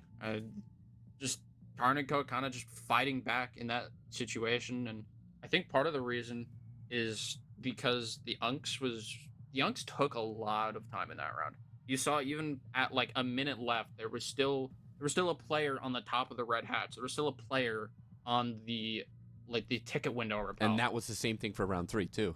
Yeah, and Bless was down below trying to work like vert with a Deimos, and yeah, well, they were trying to work vert on somebody who was sitting in the train car, so that really isn't going to end up working out unless you land a really nice nade. It didn't end up happening. They're the two players. I don't really know where they were, but point is, they didn't really take a lot of space into the map. And as a result, KARN was able to kind of just sit, hold their corners, and even though they did lose a couple of players that were trying to do a retake, the rest of the players kind of held fast, sat in their corners, and got a couple of really important kills off of that. Especially getting the Deimos that was down below, trying to harass the players within the site. Really freed up the rest of the KARN defense to move around just a little bit more. Didn't have to worry about any hunts.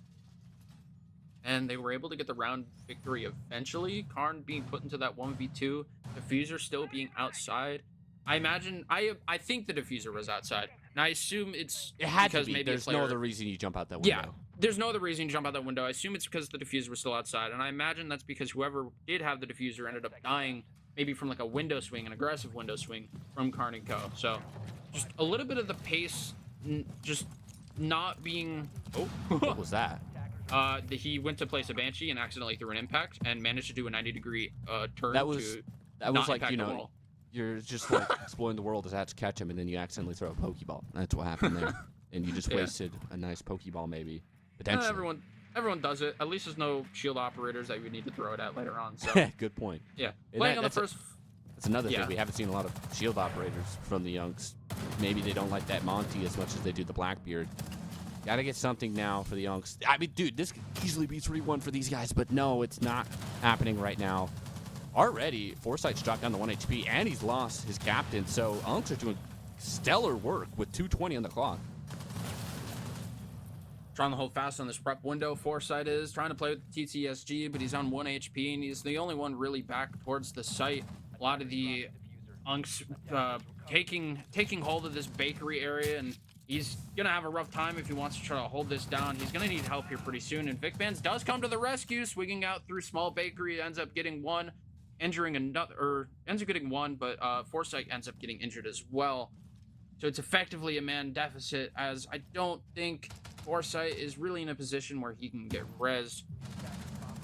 Another kill has to go their way, and there it is. Deity gets a kill onto Dead, and Ions goes down as well, and the man advantage they had ends up falling to the wayside. Bless is at half HP, stuck in bakery.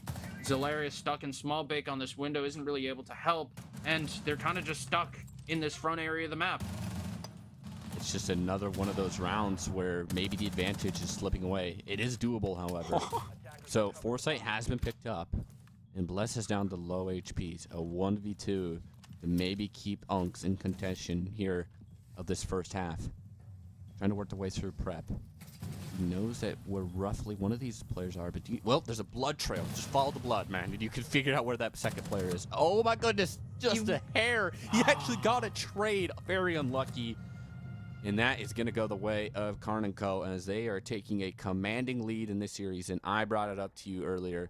If you let them get ahead, it might just be enough. The Unks are just struggling. They are struggling right now. So we're going to head to a little bit of a tech pause. Yeah, gonna try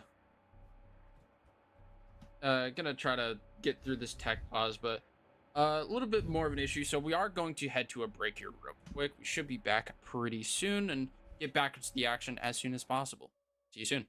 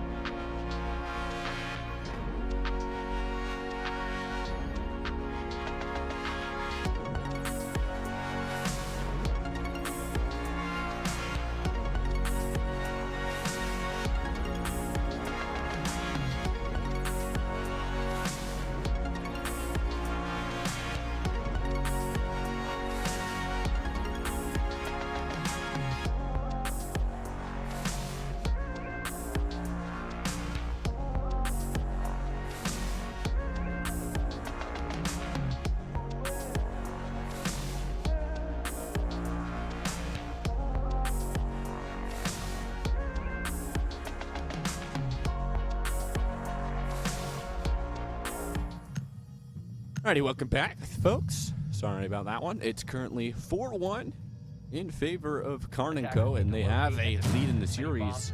Young's got to find something. I mean, like, dude, they've had so many rounds that they could have done this. They could have even maybe forced overtime on Bank in map 1, but to no avail. In the other series right now, it's Revelations who are in the XGS. They currently have a 1-0 lead in the series score, and I think they just lost their third attacking round to go down 2-1 in that series against Soar in the map 2, I should say. But yeah, if you want to also keep maybe both the streams open, we've got actions on both XGS R6 and here on TPL, so lots of action to be covered here between these two groups. But we focus here now, and dude, I mean, like, what have Young's got to do, Payne? Like, I feel so bad. Is it like clutch factor? Do they just have to get it over the line? But, or is it something fundamentally that they're doing? I think it's still the fundamentals, as it was in a lot of cases on Bank. Yeah. The first round where they were attacking the bottom floor and they were working on that vert and they didn't have the counter pressure like I mentioned from any other areas of the map. these clutch scenarios that are happening for KARN and Co. is part of the reason is because that the Unks are not doubling up. They're not making sure that they have the information that they need to start pushing forward, and they're maybe over-aggressing a little bit too much, wandering around a little bit too much, and not really, like, they're not, like, powering anything together. They're not playing trades, like, more, like, effectively. They're not really focusing on that enough, and it's really coming to bite them in the butt in a lot of these rounds. So I think they just need to shore up their fundamentals. We're already a minute into this round. They're still on the top floor of this map trying to get some information. I think that's decent, but you need to actually act on this information. That's another one of those fundamentals. If you get a kill though, it takes out Vic Fans. Vic Fans brought down currently on 2 and 3 on his KD. He's just been not that player that we expect, that we kind of saw with M80X. There's another kill going the way of the Unks right now. Bless has dropped down to low HP, but everything is going the way of the Unks. Can they keep it going that way? Bless is literally on a sliver of HP. It's very scary for him, and he is still worried that someone might be upstairs. Bomb located by attackers. Zach maybe trying to go for a bit of a run out, but doesn't end up netting anything for his troubles. Manages to escape because dash makes him just a little bit faster, so manages to keep the at least 3v5, but Amos Hunt comes out on KARN, playing within the site, going to have a lot of difficulty trying to make anything happen as the Unks start to close in a little bit. Someone needs to be getting a little bit more information on where these last few players are playing, though. None of them are really droning, and, well, there's a result of that lack of droning. Yeah, the clock is running real low. 45 seconds. Deity gets that kill onto Ions. Brings it a little bit more close of an affair. Deity does get brought down to 1 HP, though, and we're getting down to the last 30 seconds. No way. Low HP for KARN & Co., but Bless is also on 1 HP with City. Population less, but that will not matter in the long stretch as Carnage is the last player remaining. Has to do a lot. 20 seconds. That's the only thing that he has going his way. Can he find the dagger to take down the Unks? We saw a similar position, but this time it's a vault on top of the washing machine, and a hat drop comes through, and the Unks find a little bit of breathing room here in the series. Maybe not breathing room, but they got a lifeline, I guess we should say. Yeah, they did win that round, but again, it was coming down to that, like... the executes are just so slow, or like the getting executes, set up. Yeah, the mid rounds and the executes, they just end up being so slow, and they're not set up properly at all. You kind of saw it when it was in that 5v3 and Irons was pushing up to that snow door. Like, there was nobody on drones. There was no information that he was... I wouldn't say, like, the executes are bad. Like, they're okay. They're not terrible. It's just that, dude, they were so slow. Like, we're spending, like, a minute, like, I feel like not doing anything. Maybe, like, baiting or whatever. I don't know. I don't mean to step over you, but that's where I felt like the Unks were struggling. No, that's fair. I mean... The executes were terrible. Dude, it's just, like, 20 seconds on the clock. Like, come on. Yeah, they're leaving way too much time, and they're not actually taking advantage of what information they do have. They're kind of just walking and hoping they can... Yeah, it's their map. They're kind of just walking, hoping they can kind of win their gunfights. And like I was mentioning, that like 5v3, Irons just kind of walking up to the snow door. Nobody was on drones. He didn't even have his gun up. He had no idea whether or not anyone was even going to be swinging. He didn't have anybody, like, I don't know, playing noob to be like, hey, hold my pillar door. Make sure I don't get swung. It just doesn't seem like there's any of that kind of communication going on, and if there is, maybe it's getting talked over, maybe it's getting misunderstood. I'm not really sure what the issue is, where a lot of these fundamentals are just not being used, and it's costing them so many rounds. Luckily in that round they're able to just kind of play the traits from there, and that is a good use of fundamentals, but they need to be better about doing it so it doesn't come as close as it has been in so many of these rounds. KARN & Co. now on the attack. It's going to be the captain himself on that shield. We saw it was last time around Deity who was on that Blackbeard shield on Bank. But we'll be seeing the man, the myth, the legend himself picking up that French operator. And it's very slow. I guess that's the way of the map right now is, whoa, wait a second. We've got a kill happening onto that Monty player. It looks like a little bit of a run out potentially. I mean, kills are now starting to happen, and nobody's even in the building. Like, how is this happening? Finally, players are going to start to enter, but you're already down some players now.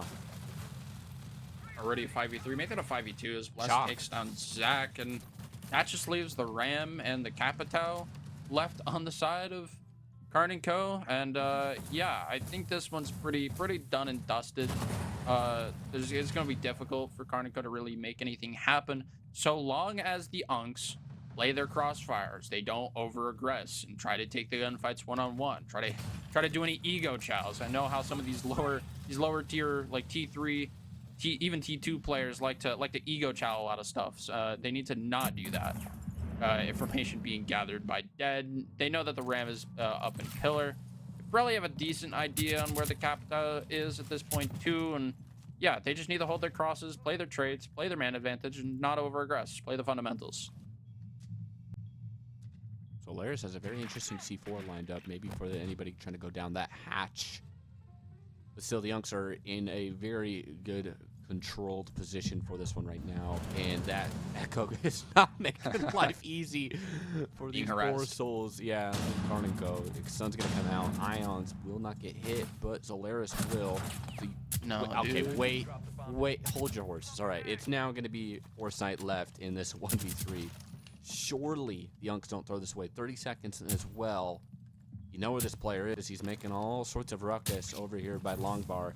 Will throw a bit of a firebolt down, which puts one player in his position, and now he's making his way through the map. He's gonna get hit by some stuns. More stuns coming in here from the Echo drone. It's just, I mean, this guy's life is just made for pain. Now drop down to 1 HP. The swing comes through, and a round comes in for the Unks as they're trying to claw back at that lead and find some sort of foothold here in the series. His life is made for pain, you say? No pun intended, I assume. Dude, wait, I wasn't even. Dude, I was so unlocked on that pun. My bad, bro. Dang, didn't even realize it. Dude, I'm sorry, dude. It's not our a first time true- casting. Give me a second. Not a true master of puns. You gotta take Have you some heard that lessons like from, 1,000 times, I bet? Yeah. Yeah, you gotta take some notes from Nomical, I guess. He's the master of that guy. Dude, yeah. I've been compared to him in the pun. He's always like the benchmark for the puns. He is the benchmark indeed. In any case, the Unks do manage to keep their man advantage in that round. It started to get a little scary as a couple players isolated themselves over by VIP and by Whiskey Bar, and it is a little bit closer. They do pull it through though and manage to get a third round under their belt. And this could be like 5-2 right now with how these rounds have been going. It really could at this point. So like, they need to stop letting these clutches happen, and they need to do it fast, because if they don't, KARN and Co are just gonna run away with this map, and they're never gonna get the map 3. Dude, Vic Vance is 2 and 4, but that one C4 kill he had, that was one of my favorite kills I've ever casted. That was such a clever kill. But I mean, that's impact right there. Like, he's double negative, but he's pulling his weight, man, with just that one insane round that should never have been theirs. Like, if that kill alone could have made it 4-3 Unk and them on defense. So now we're looking at trying to take control of that upper floor, and it's not looking easy for Piano as KARN gets his drone just shot down. Yeah, the castle is on me for likely holding some of this top floor. I believe the site is on the middle floor. It's hard to tell with the silhouettes, but the Jaeger and the Wamai as well to keep some of that utility intact. And yeah, they're gonna try to hold on to this top floor for as long as they can. What in the There heck? is oh, okay. See you later, alligator. You're done. All right, well, Les went for a run out, didn't work out, got shut down. Know that Ions did a similar run out earlier to kill the Monty. That's how the Monty died in another run, by the way. It was a run out on small make window. I'm like, yeah. But yeah, they're trying to take into this top floor, KARN and Co. Get rid of the castle barricade. Nook is kind of sneaking their way in. There's not really any cameras to kind of deceive, but there's plenty of execute utility that they have as well to kind of facilitate some of this entrance into this top floor, and eventually the execute when it does come through. But they are taking a lot of space on this top floor. Zach has worked his way all the way up here on top bar, just completely sneaking through. Somehow hasn't found a kill for his hard work. He is now making his play. They forced everyone off of this. Wait, no, Ions is still up there on top red. But this is looking very damning right now for the Unks. It's a 4v2. And you can see everyone is very scared. Ions could maybe pinch or maybe make a late play. Do they know of his position? There's somebody on this little hatch right now. I think it's Vic. No, it's Who is that up there? That's Foresight. Here comes a swing, and it's not going to work out. Pokeball to confirm. And now, 40 seconds left here on this execute. You know where one of these players are, over by red. They're going to go for this plant.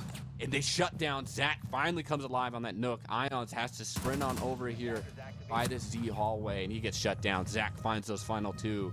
And KARN and Co. increase their tally. The Unks pain. It could be ended in a 2-0, and they could go 0-2 early in the group stage of TPL. Yeah, really rough for the Unks there. They kind of just got squeezed out almost on these windows, and a lot of their util was dealt with relatively swiftly. They tried to do this thing where they had the Azami and Castle to lock down the top floor, and then using the Jaeger and the Lamai to keep the keep that utility safe, but it didn't end up really working out, and they end up going down because of it. Early man deficit kind of ends up working against them. They had the Nook in play last round as well. Looks like they might try to go for it again. And see, Nook's ability, it's not to go invisible to cameras. It's to give you the false confidence to just walk at your enemies.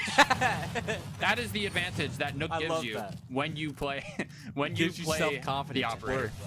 Yeah, and a good gun. I love this gun. Her gun's pretty neat. It is the FMG that Smoke has. It's compared to other attacking guns, it's not the best gun, but it is a good gun in the right hands. He does end up swapping off of it though. He's gonna go to the Flores instead, likely seeing a different kind of utility being brought from the Unks. See the Castle on side, and Omai's not really gonna do anything against the Flores. It's not really gonna stop it. So that's a good counter pick. Nook's probably not gonna have that much of an effect either.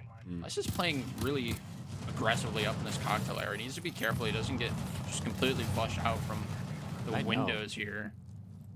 Yeah, they might have some information that there's somebody over by piano. Surely this Twitch drone's gonna give it away.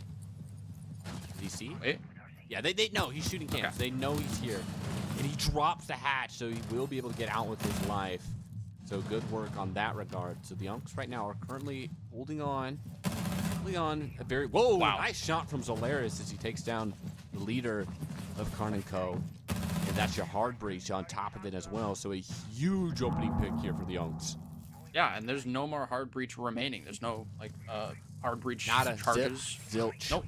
The only person who might have had that would have been Foresight on the Grim, and he has Claymores for his jump up because he's playing the window repel. So yeah, no more hard breach. Need to try to make the rest of this happen without it. Thankfully, a site like this doesn't necessarily need it if you can get to the right positions, if you can get top floor control, kind of work this vert, kind of use the Grim canisters maybe. Ooh, wallbang maybe if he keeps shooting, but he's not going to. He didn't even land a bullet, but I mean, he seemed to have an idea that there's somebody there. He might still have an idea. Bricks. Dude, it's just, they're fighting ghosts right now. Okay, there it is. Zolaris takes down DD. And Gage takes down Foresight, and now it's a 2v5, as not a single kill has gone the way of KARN & Co. this round. Dude, still not a single kill. He shoots there, and he goes, oh, that's all clear. We're good. We can maybe walk up. And then Zolaris is like, hold my beer, and just like dunks on him. That sucks. Yeah, following up that brief fire that he got onto KARN on the hatch, and then just sitting in the corner, just not giving himself up. He was like, what the heck was that? He got jump scared when he got killed by Zolaris. You know Zolaris is like, he's feeling himself after that round. Like, that was crazy. And he had that nice opening pick, too, on the new bout patch. Definitely. Alrighty, 5-4, KARN & Co. Their lead has been clawed at. And this is a site that we did see them already win, so we could be seeing a tie game here at round 10 for the Unks. We are going to be seeing that, I can't remember, the Echo being brought into play. We saw how annoying Dead was last time around. So I'm curious, is KARN & Co. going to maybe make an adjustment? Now, I was thinking IQ, but Zach switches over to that buff. Yeah, it seems like they kind of want to work that vertical play like the Unks did in the first half. I imagine they're not all going to play the vert and just get completely demolished by the side players, though. I would hope that maybe either they know better, because they were the ones that took advantage of that. So much from it. Oh, Vic Bands does actually swap onto the IQ, which is a really good counter pick in this scenario. There was a Vigil as well as an Echo on side of the Unks. So yeah, plenty of tech to spot out, and then a run out comes out. Oh, almost lands it. Whoever was down there ducks behind the APC unit just in time to keep his life intact, and no early man advantage. Yeah, Bless is running the Boss G, bringing it back half a year to before the Boss G got nerfed. Doesn't quite land the kill. Not quite the hit shot that he needed. Months since the Boss G got nerfed? Probably. I assume. Maybe it's been like a little bit less than that, but I assume it's been like half a year. It's been a little bit. Time moves very fast, and changes that seem like they happened recently. You can think like the shield change, for example. Yeah. That was not recent anymore. That was like a year and a half ago at least. That's insane. Well, Bless goes down. I mean, like, I keep bringing him up. Like, he's been negative throughout map 1 and 2. Zach Killa will get traded out.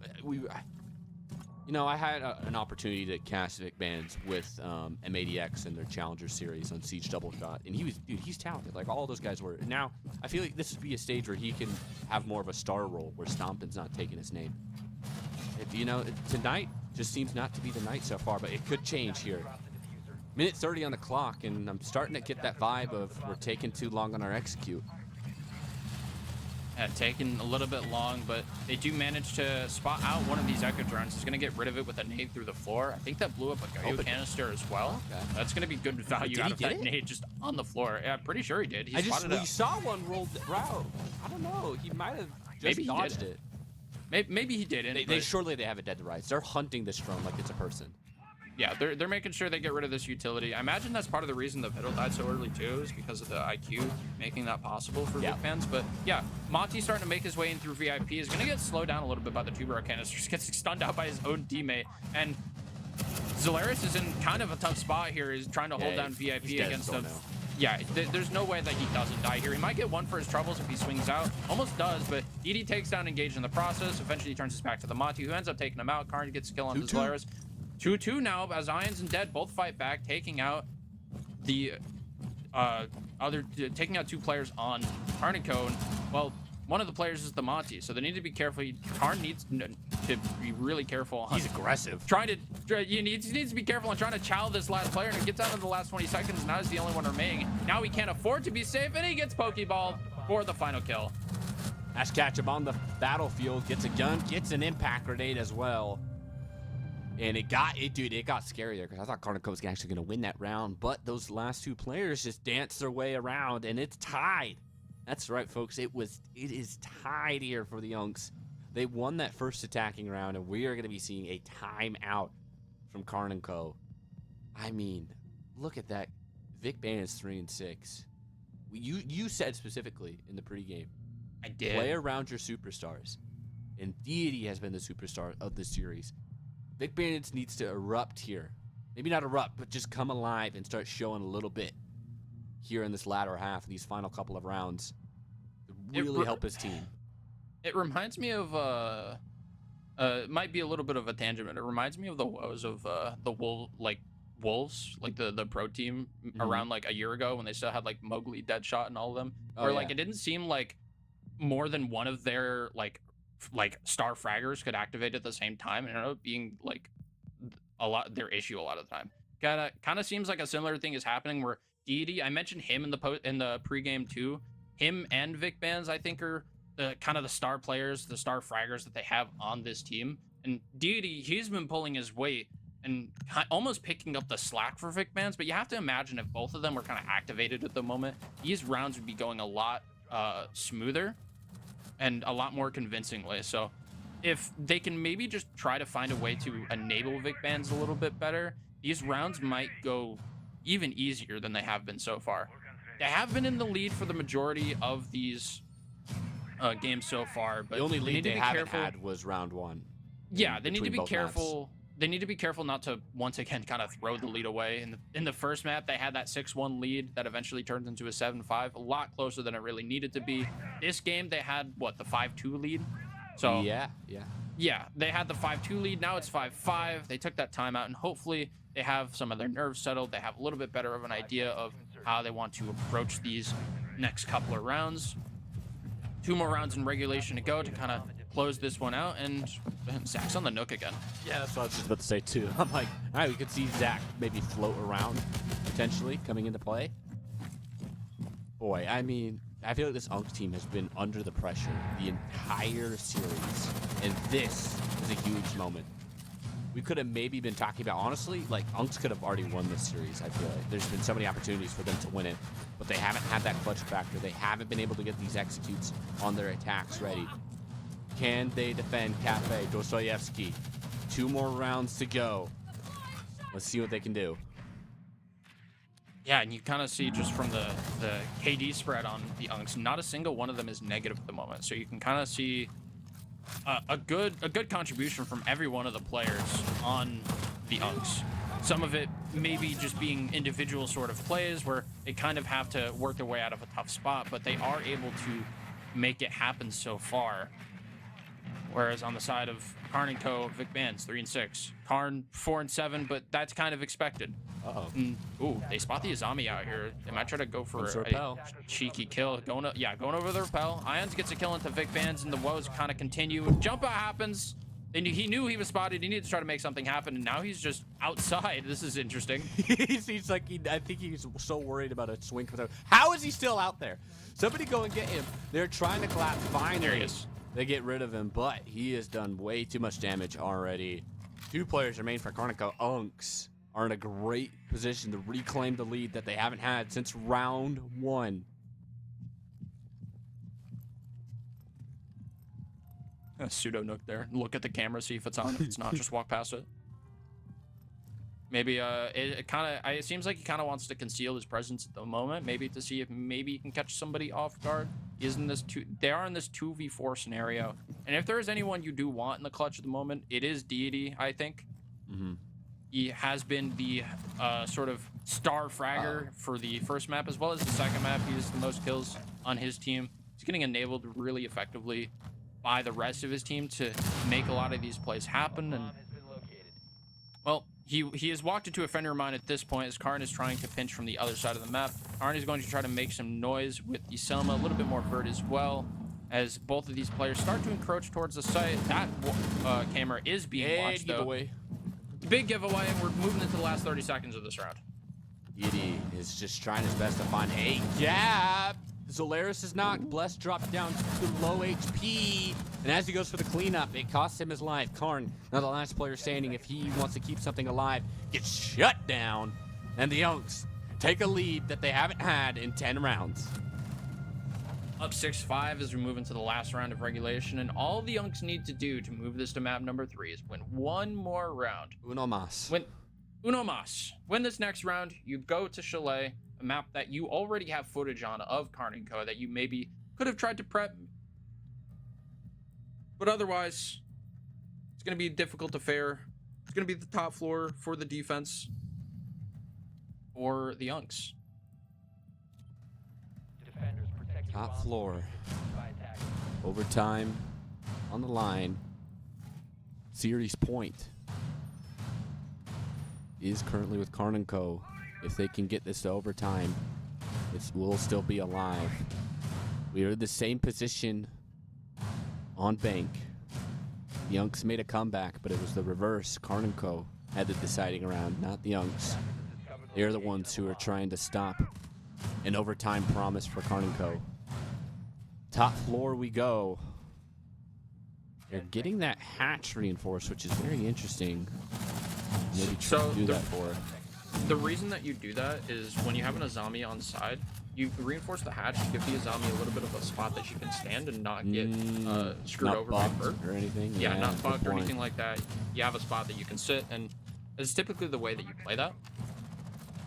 Gonna have some mag magnets as well on the Whitehall window to make sure that no util flies in from there to make the Azami's life more difficult, maybe make the bathroom a little bit more playable so that the Azami has a little bit of help. I imagine that's how it's going to go, but there's plenty of util from KARN & Co. to clear out some of this utility. You see the line has some nids, you have the Sophia, you have the Ash, so plenty of utility to get rid of these Azami bearers, even just the DMRs themselves. And an upside down repel, this is a really dangerous aggression from Ions, and he's gonna That could be pay the his kill. life. When we look back Might be- at the end of this round, that could have been the mistake that the Unks made to give Karnico away back in the overtime. Bless is trying to play a little bit of alert, I guess you could say, on that red stairs, not revealing himself towards the hatch. You know, have Wamai trying to maybe fill the role of what's happening over towards piano. Pressure coming in from the west side of the building. And you can see the Unks are really feeling it right now. Minute 45. Getting close to the halfway mark. Oh boy. Kills ring out back and forth. KARN gets a kill. Engage gets a kill as well. Makes it a 4v3 for KARN and Co. Massive. Makes it a 3v3. Bless aggressing under the red hatch. Manages to get a kill. And this upside outer pillars. Oh my gosh. Not quite watching deep enough. He was watching the lower red stairs. Not quite seeing the feet of Bless as he slinks away into the second floor. And he now has the nitro cell from below to make an impact. Has some vert holes to stop any push from CS into cocktail. Or into the cigar lounge, rather.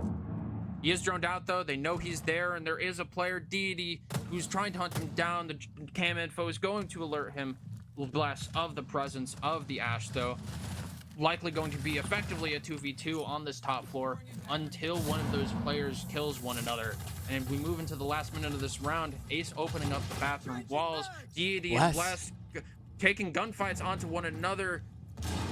Oh, Bless not quite looking at the vert at the right time. Could have done so. He's going to do so now. He's going to maybe throw the nitro cell. Might get them to C4 kill. Does a lot of damage. Injures Vic Vance. He tries to push up, and the rest of the attack from KARN and Co. is going to aggress to take the space that he now has. And you know Bless he's down. One left.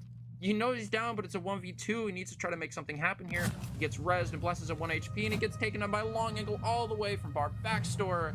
And KARN and Co.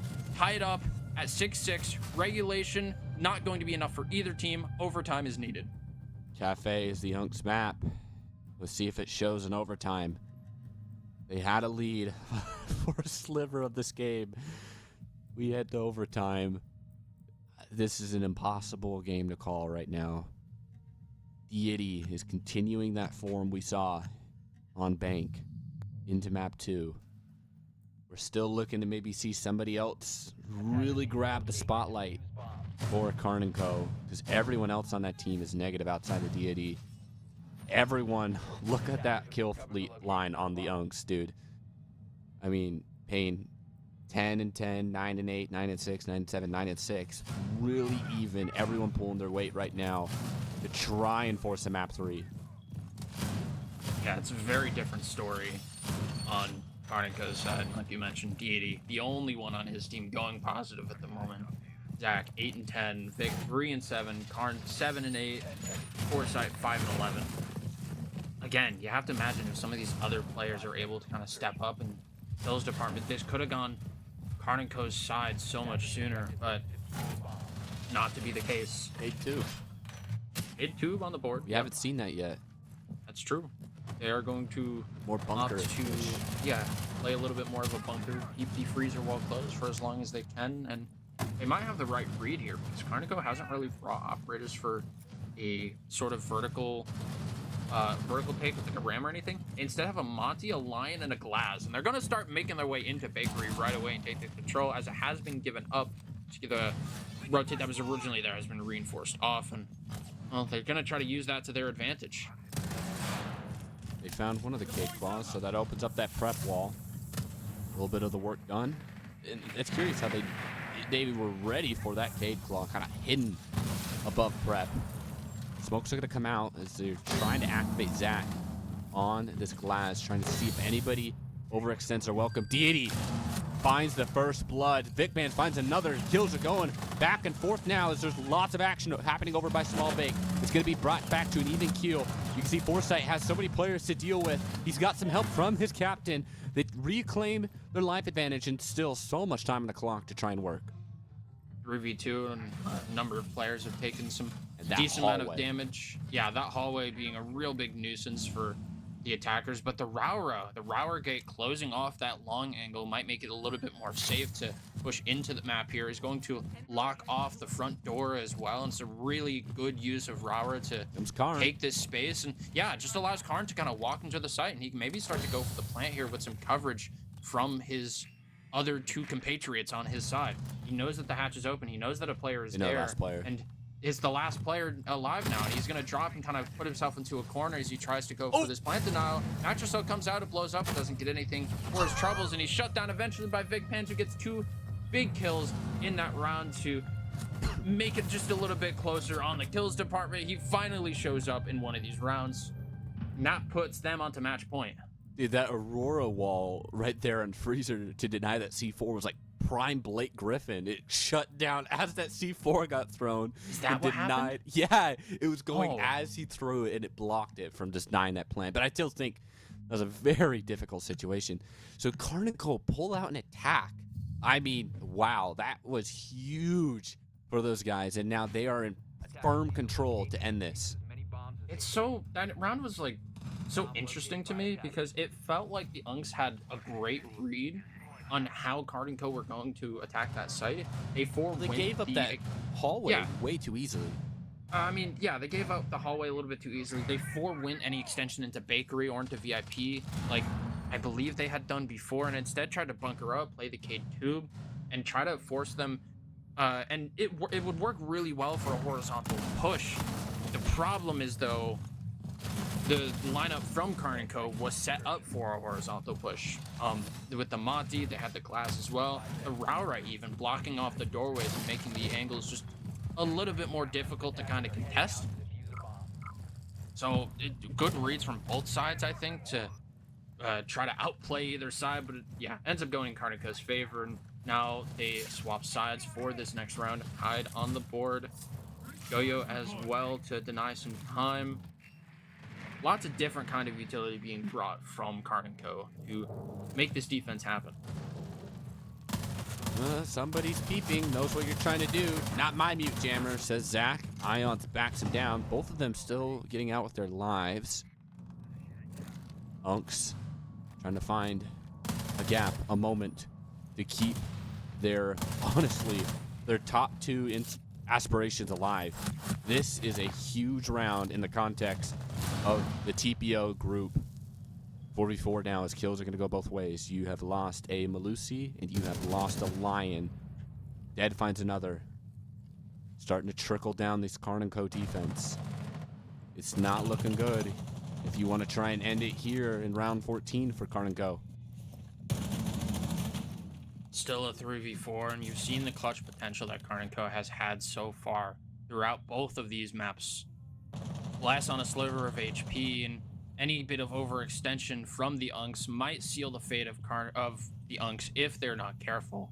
So they need to pay mind to where these last players might be, and see players of KARN & Co just kind of floating around just a little bit, just making sure that they stay relatively safe and not exposing themselves too much. See one of them in VIP, one of them over towards Kochek, the last one over by Bakery, kind of making a bit of an isolated, almost matrix of players to They're trying to go for maybe that catch. vert.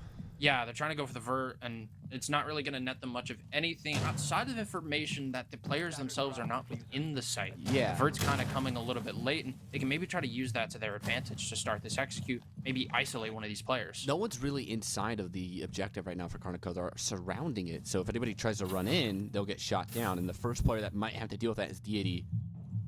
He knows somebody just punched his barb, but did he hear those footsteps of the player walking away? He's still very worried about somebody pushing his brown stairs. Looks like we have a little bit of an execute coming over by Freezer. Do you know that you have somebody stuck over by the Christmas tree? Deity finds one, finds another. That could be KARN & Co. going 2-0 in the series. That could have been the work. That will be Zach Killa closing it out.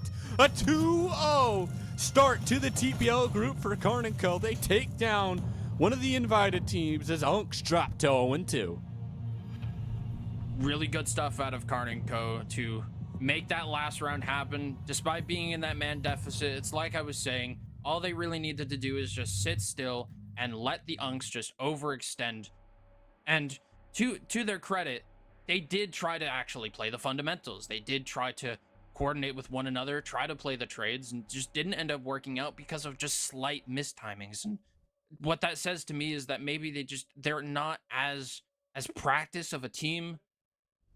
Maybe just need a little bit more time together, maybe some more time doing some drills. But that's going to be that for the series. A 2-0 victory. Very close games for both of these teams. 7-5, 8-6 for KARN and Co. Yeah, Will go up 2-0. They'll have a much better shot of getting into that top 2 sort of position. Good for them. That map 1 did not feel close, but it ended close. No. But that map 2 really did. A late surge again from the Unks, but it was just a little too late there. And the overtime just came up short. It really does suck. But, I mean, you look at some of those executes that we talked about. Go back to that insane C4 that Vic Bands threw that laundry hole to win the round upright through a marvel of time. There was so many moments that they could have won that map too, but it just does not fall their way. Folks, we are going to be heading to a break. We have more action coming your way. Me and Painless are going to be stepping away. We've got Happy and Serious bringing you the action, but one more series. We still got action also going on XGS. Still plenty to come tonight. We are in the early stages of our group stage. Stay tuned for more.